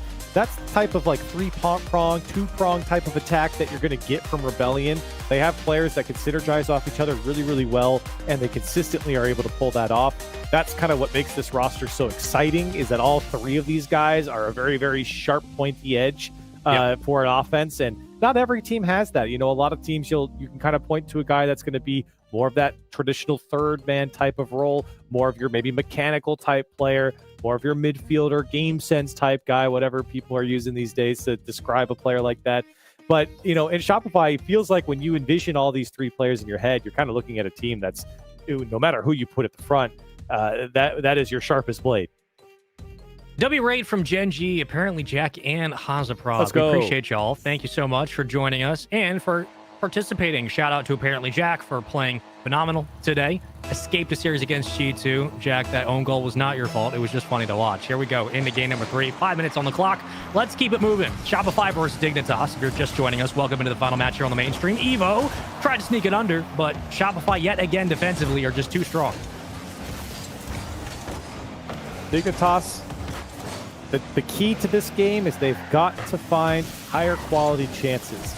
That might mean using each other a little bit more as well. There's been a lot of solo attempts at counterattacks. It might mean a little bit more of a structured offense coming out from Dignitas if they're going to take down Rebellion and at least slow them down offensively. I mean, that's been at the top of the ticket for things to do in this game, is slow down Shopify offensively. Not going to happen here. Not going to happen this time. You will get a demo, but it's not going to make it hurt any less. Yeah, that's not happening here. And I mean, this is just a monster clear and challenge from Justin. And that one opened up quite nicely for the man downfield, perfectly placed. And Justin gets the assist, 1-for-1 for 2-piece. And Rebellion opens up the scoring first.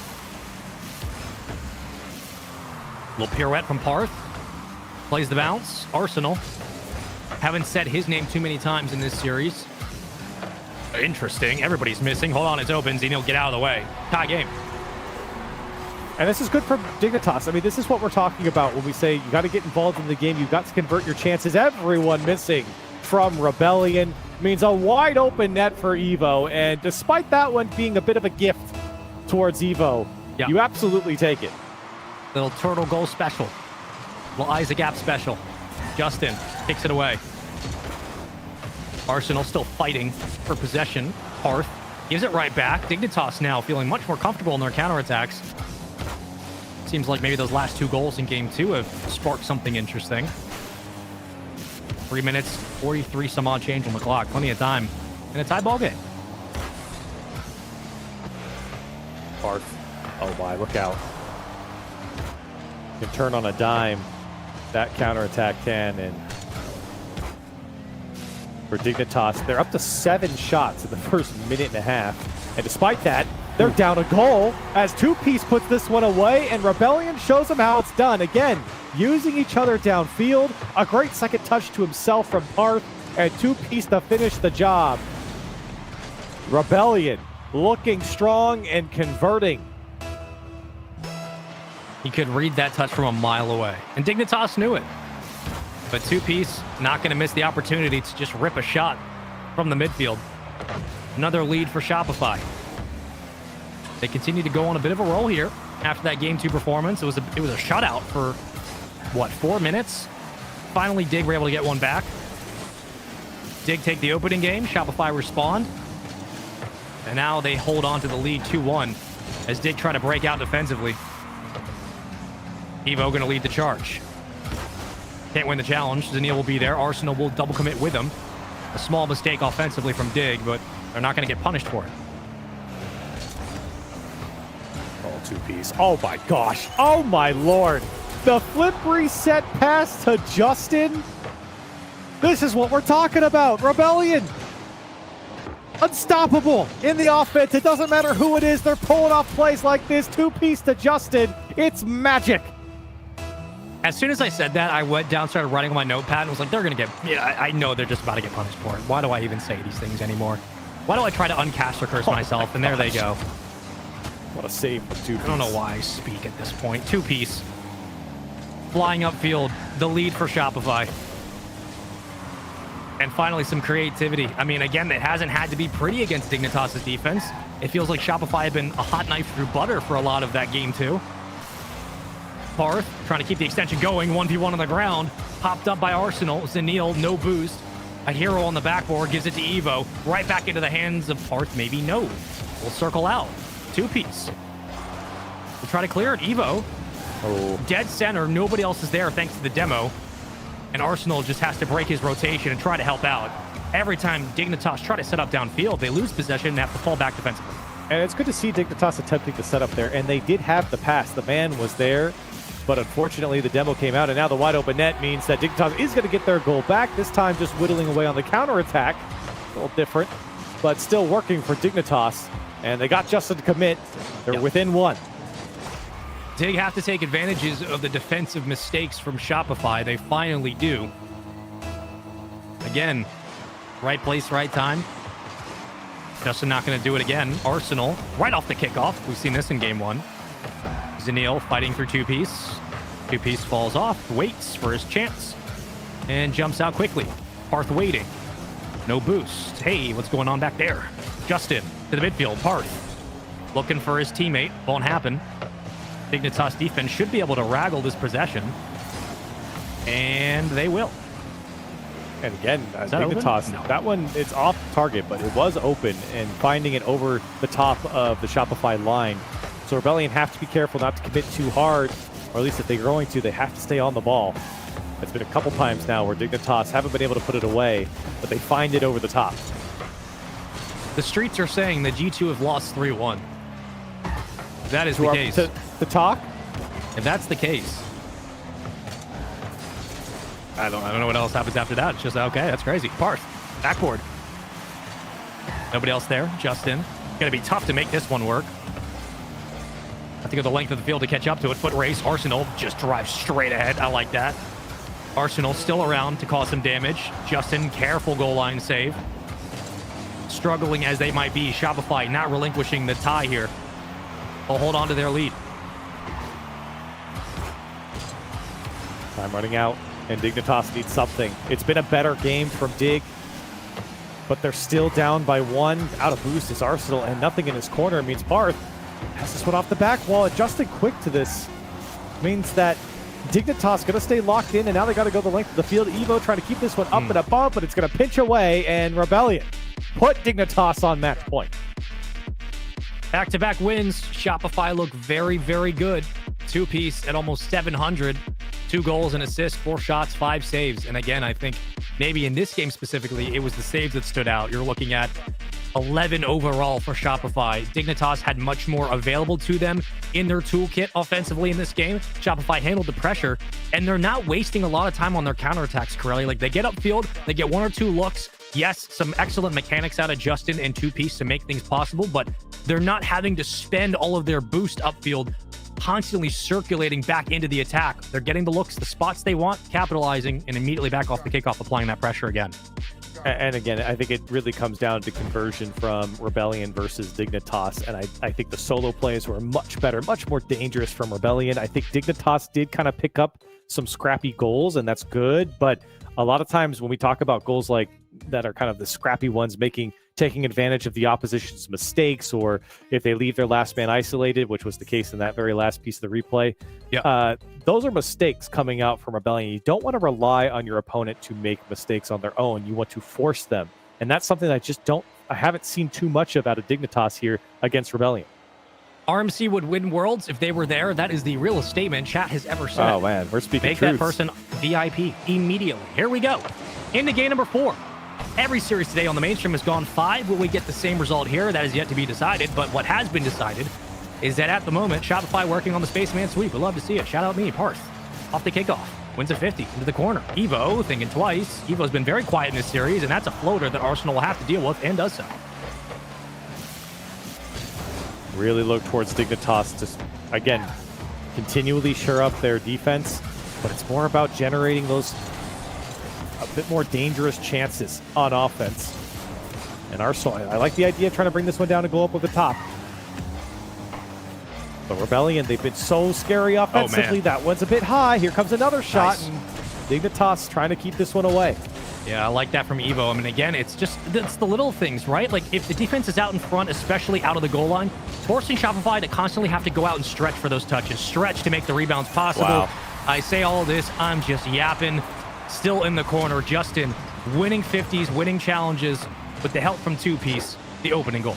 And it just seems like it was relentless from Rebellion right off the get-go. In this first minute, they just held Dignitas in. Dignitas, even on their longer clears, it fell right back into the hands of Rebellion. And they just chipped away at the Dignitas defense, and they finally got it to drop. Big catch from two-piece. Better challenge by Evo. I was kind of hoping that one fell through. It's really interesting how Evo immediately understood the assignment, but Dignitas still fighting tooth and nail to get out of their own side of the field. Evo, the catch. Again, haven't said his name too many times today. He's been kind of quiet offensively. Played some great defense at times, but it has certainly not been a three-man effort for Dignitas like it was last week. Two-piece on your screen. Gives it right back. Justin. Too smart for that. Arsenal just throws it net wide. And unfortunately for Dignitas, they'll have to try again. Still just a one-goal lead. It might turn into two. Oh, what a man. block from Arsenal and Zen. Or excuse me, he has Zen in his name. Okay, Evo. As Evo now trying to make this one scary. Does get by the last man. It gets. I think that got cleared away by a player on Dignitas. And Dignitas maybe a half chance there. Unfortunately spoiled by crashing the net. Looks like Zen to me. I don't know. Uh-oh. Yeah, I was right, baby. Never doubt me again. Arsenal steps up big time to tie this one up. Evo from the corner works through that offensive third, wins the challenge, and Arsenal crashes. Who are you talking to? No one doubted you, okay? I am nobody talking to myself. Okay. I just wanted to clarify that. Yeah. Great goal from Yeah, you want to break Mr. that down, or you want to? Arsenal. Okay, nice. No, everyone saw it. Okay.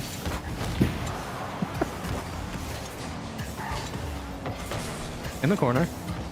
Big You saw grab. it. I saw it. We Zenio, know what I happened. did. He scored the goal. I mean, what do you want me to say? You're my color caster. I don't know. You want to break it down? I don't know. I've done 3 hours of analysis, okay? Okay. I'll do it for you. Here we go. Zenil. Oh, little reset. It's so good, Jim. In the corner. Evo going to pick it up. To Arsenal. Ready and waiting. The pass. Oh, little chip shot like that. Tie ball game. Looks like Dignitas all of a sudden have just woken up. Uh-oh. It's open. Oh, it's open. Oh, no.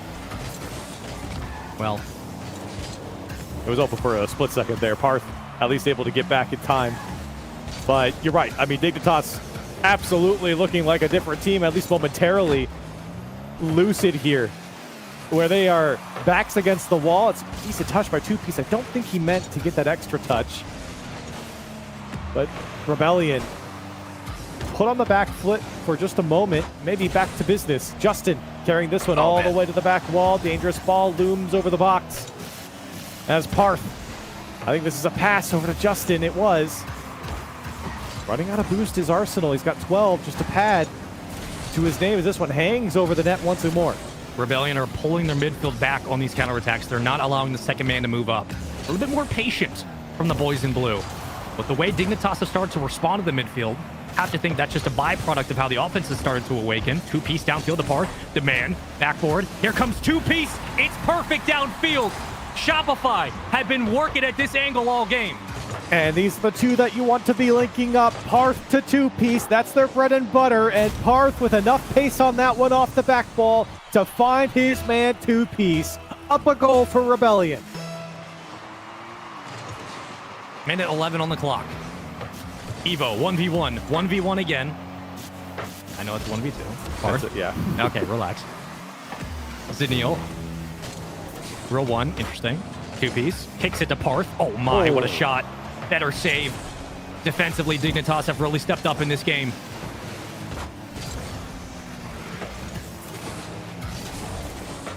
Time running out.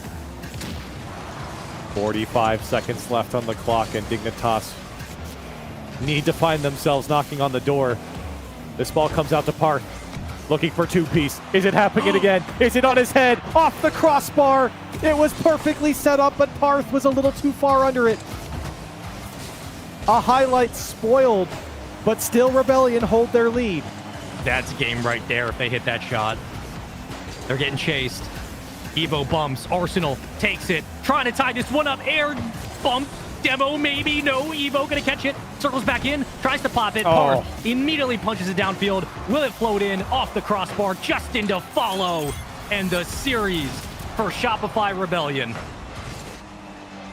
That's the dagger. Arsenal did his best, and Dignitas certainly had their chance. 10 shots from Dignitas in this game alone, and it's not enough. They've come up with only a single goal. Rebellion coming out on top. They lost their first game, and then they leaned forward for the rest of this series. Crazy double tap by Evo. Parr's going to get the credit. And my goodness, Rebellion looking strong. Well, instantaneously becoming one of the hottest teams to watch here in the Shift Summer League. This is your first time seeing them. GG's. This is the first time, at least in this tournament, they've been playing with a full roster. Last week it was Memory, the MVP from everybody's perspective. Then they get two-piece back, and it's like nothing happened. This team looked deadly. They look confident. They look clean across the board. Takes nothing away from Dig, but Shopify absolutely outplayed Dignitas in this series, improved why they're one of the best teams in the tournament. Yeah, no doubt in my mind. It feels like right now Rebellion looking great. If they could keep up plays like this and consistency in their series across the board. They had a little stutter start in the beginning, and maybe you could, if you want to really cope for a second, you could say, hey, they had a pause. They had to sit down for a second. But for Rebellion, this was high quality through and through after that first game, and that's exactly what you expect out of them coming into, the second half of this Shift Summer League. It's great to see, man. For Shopify, again, I think that there were a lot of questions about the roster as a whole, but also, what are we going to get from this team in this tournament, knowing that it's just RLCS like 2.0 here. They look so comfortable, and a lot like the praise I was giving Dignitas before the series kicked off about Dig looking so in sync. Shopify at no point outside of game one, which was the opening kickoff and then the reset, at no point did Shopify ever feel like the moment was too big or there was too much going on for them to kind of get back to base, recenter their offense. Again, the biggest, most impressive part of this team for me, Corelli, has been the lack of time spent between defensive side of the ball into the counterattack into immediately scoring. Like, once they get the look they want, they execute, they get upfield, and if they don't have the look, they know when to hold their midfield back, when to push it forward. They're playing really smart Rocket League right now. Well, it's great to see a team that has a lot of individual talent flex that individual talent and use each other for success. But Spaceman, listen, everyone saw this series. There's been a talk of the town, Hoodie, if we could bring you back in for a second. There's been things going on here in the Shift Summer League. There absolutely has. And you mentioned it. Let's talk about it. T. Corell and Xander, they take down G2 in a 3-1 fashion. And listen, the one game that G2 got, it was in overtime. So even their loss, fun in that series, was a competitive match against G2. And I think it's probably fair to say that this is not the, A+ G2 at the moment. It seems like today was a little weaker from them. But I don't think it matters what version of G2. Fun has got to be excited for that victory there. We'll update everybody else as well. We've got 3-0 for Gen G over Space Station. We've got 3-0 for RMC over Incorrect. We have a Game 5 victory for Poab, who made a strong surge forward today. They will take down OG in Game 5 there. Of course, the G2 match that we talked about, and now Rebellion getting that Game 4 win over Dignitas. So, halfway through week number 2, we are about at the halfway point through the league. I guess we technically are. They've played their 9 matches.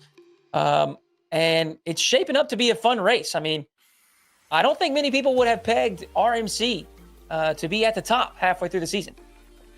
I mean, I think I agree. I think RMC is a team that I would have picked them to be top 4 overall, because these are the types of tournaments that RMC really kind of thrive in. They always have. But the way in which they've been doing it, the adjustments they've made since we saw them a couple months ago, and just the style of Rocket League they're playing, is the style of Rocket League that Crowley and I were like on our hands and knees begging for like 2-3 months. So it's nice to see them finding success. But again, like the younger squads in this region outside of like G2s and Gen Gs, like the Shopifys, the RMCs, the, you know, Incorrect last week, the Funds now, like we're seeing the young teams, the teams that have been built up through the gauntlet of open bracket qualifiers and open tournaments. These are the squads that are really excelling in this tournament, and it's great to see. It is super exciting. I think there's also something to be said about these teams where they don't have the World Championship to look forward to. We heard Greg, you know, mention things earlier. They want to win. You know, this is not just a tune-up moment. This is not just a moment to kind of prepare for something larger. This is a big tournament. This is a chance to win some money. It's a chance to prove yourself.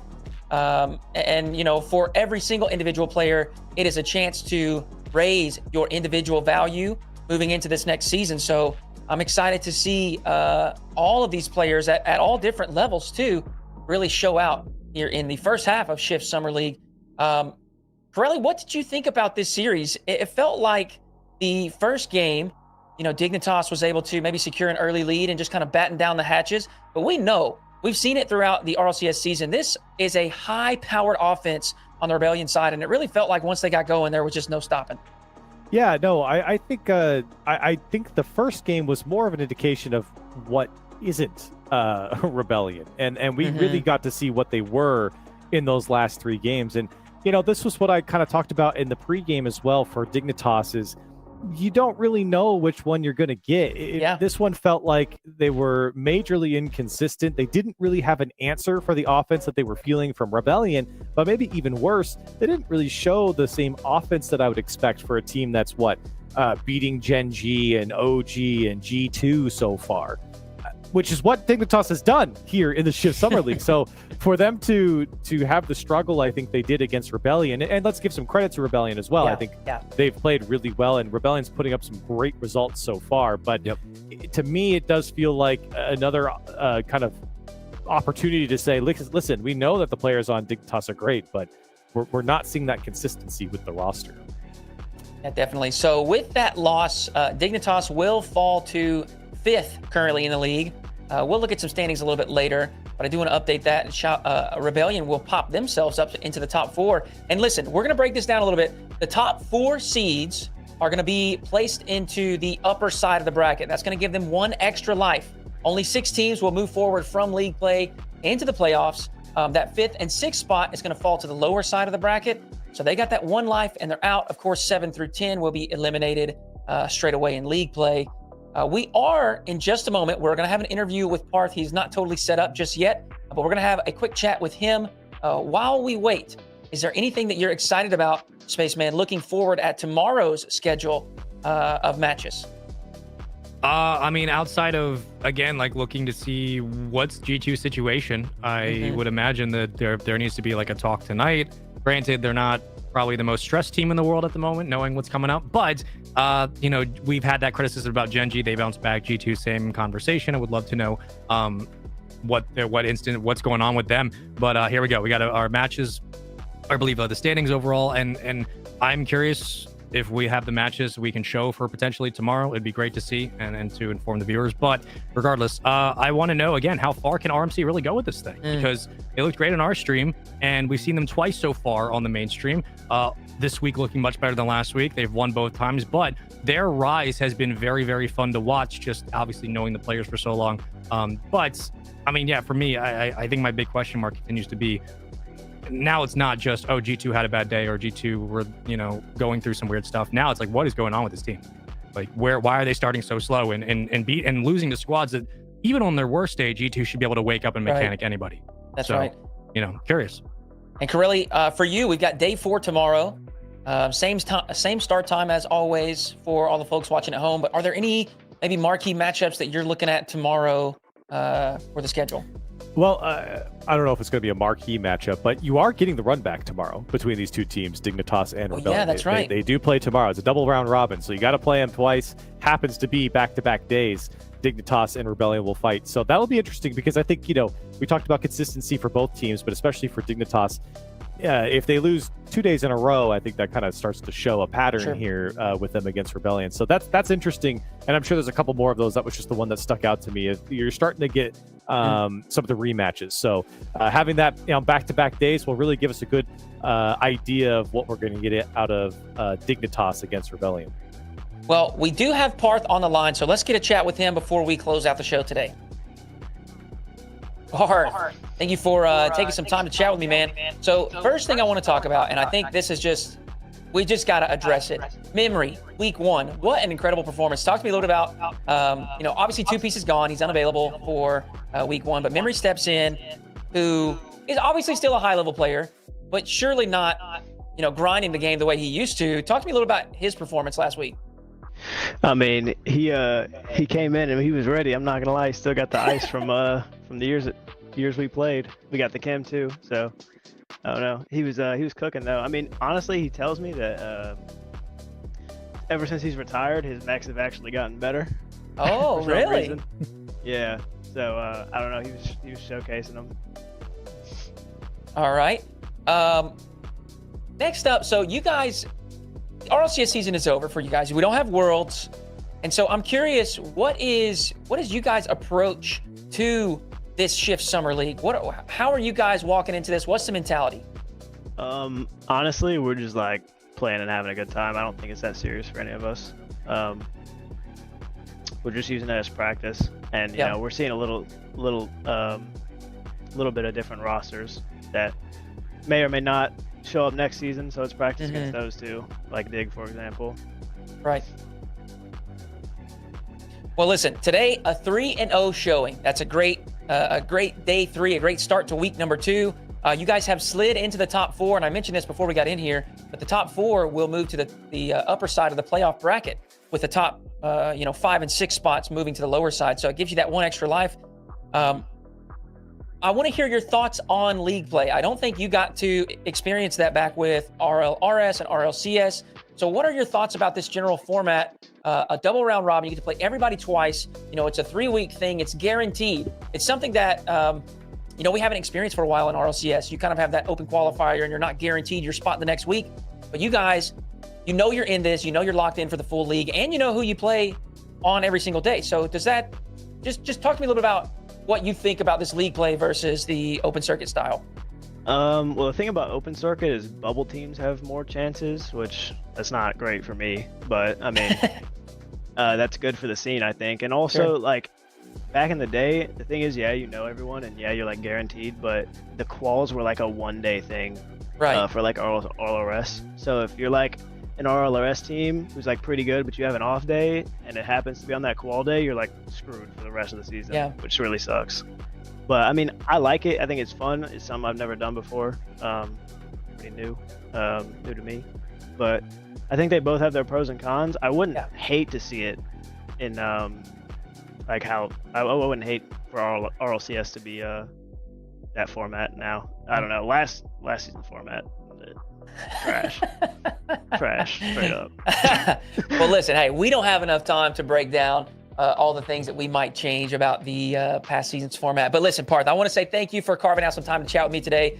Congratulations on a 3-0 day, a great start to week number 2. Best of luck tomorrow, and we appreciate you for chatting with me. Of course. Have a good one. Well, listen there. We had a quick discussion with Parth. I thought it was very funny to see his face light up, talk about memory. Just definitely, it's got to be exciting to have a moment like that where, of course, Memory's a good player. We know he is. He's played professionally for a long time, but he's not grinding the same way that all these guys are. And so for him to show up and show out last week, I'm sure that was special for the SR roster. Well, before we get out of here, here's what we're going to do. Let's take a look at the standings after day 1 of week 2 for Shift Summer League and see where everybody has fallen thus far. RMC up top. Gen G, what a regain today. My goodness, they're in second place now. Space Station and SR, both, I guess realistically, all tied in series score there was 6-3. Of course, game differential will separate these guys. We got Dig in 5th place and G2 in 6th, barely eking a playoff spot. We have Incorrect, Poab, OG, and Fun rounding out our 7 through 10 spots. Do we have any big surprises, Spaceman? I mean, outside of the obvious one at there at number 6, I think that Shopify playing as consistent as they are, not that they're in the top 6, but just, like hovering within the top 3-4 teams. Honestly, it's RMC, man. I'm sorry. Like, Rails, Magic, and Cheese at 7-2, leading the pack. Even if I expected them to be top 6, I didn't think they'd be like leading the entire region. But this is also like a really, really fun opportunity for Incorrect and POAP to make some chaos happen, because they're not out of this by any stretch. So again, there's a lot of stuff to be desired for some teams, but RMC, look at them go. Absolutely. Yeah. And Corelli, any thoughts for the top 10 here? Yeah, I think that for RMC, obviously great for them, but I think Gen G in particular, it's not a surprise that they're sitting at 6-3 and number 2 in the league at the moment. But right now, especially this week, or today, I should say, big day. They beat G2, they beat Space Station, and then they also beat POAB as well. But beating Space Station and G2 means a lot for them going forward. Not only just obviously, beating your top 2 teams, but also the teams that would be presumptive into top 6 and into the top 4, which at least one of those teams are right now. You would kind of presume that G2 would start to make a run for it in the back half of this league. I do have one quick point. Surprising that OG are 2-7. Yeah, absolutely. I expected them to at least be in the top 6. Like, if we're just like pre-tournament, they're 2-7, and they had a last week. They had a good showing in Game 5 against SSG. It's always going to be a tough matchup, but 2-7 from OG, that's a shocker. It is a shocker. I was thinking the exact same thing, but they do have. Let's see. I'm looking at 3. I think 4 Game 5 losses. So it looks like it's something where that if they can close out those series, they could be much higher in the list. So maybe, as you mentioned there with G2, maybe they can clean things up on the back half. That's what's special about this league play. It's double round robin. It's not just one and done. These guys, Corelli mentioned it earlier, we're going to turn things around, run it right back the other direction. So we're going to have some rematches tomorrow that you might see. I'm excited to get underway. Corelli, any closing thoughts here as we wind down for first day of week number 2? The only thing I have to say is that I have thoroughly enjoyed how this thing has turned out halfway through the league. I am very excited to see if any of the teams from the bottom can make a run. We didn't really talk much about Incorrect here. We didn't really talk about Pirates on a Boat much, and up until Spaceman mentioned it, we didn't really say much about OG. And a big upset today get some airtime for fun, but. Any of those teams, I would love to see them, especially OG, who we would expect to be a lot better than sitting at 2-7. Any of those teams, I'm very curious to see how they do the back half. And Spaceman, final thoughts today? Been fun to watch RMC do their thing, obviously, for all the unsaid reasons, but I'm a big fan of league play, man, and I think that we're seeing really what league play brings to the table, which is, these constant matchups where you're seeing everybody in close proximity every single day, and I love that the league play brings that to the table. And it's great esports vibes, it's great competition vibes, and it really builds the storyline for like what teams really look great against each other. We don't have to wait like 3 or 4 weeks to see one matchup. We're seeing it constantly. So I'm a big fan of this. I think league play is a phenomenal format, and it's gonna be crazy, dude. We got week and a half more. It's gonna be a fun one. I'm excited. That's right. It is gonna be fun. So you don't want to miss it. If you are tuned in right now, make sure you drop a follow to the channel. We're going to be live again tomorrow, same time, 7 p.m. Eastern time. You are not going to want to miss it. We've got some exciting matchups on the way. We appreciate you tuning in to Shift Summer League, and we'll catch you next time.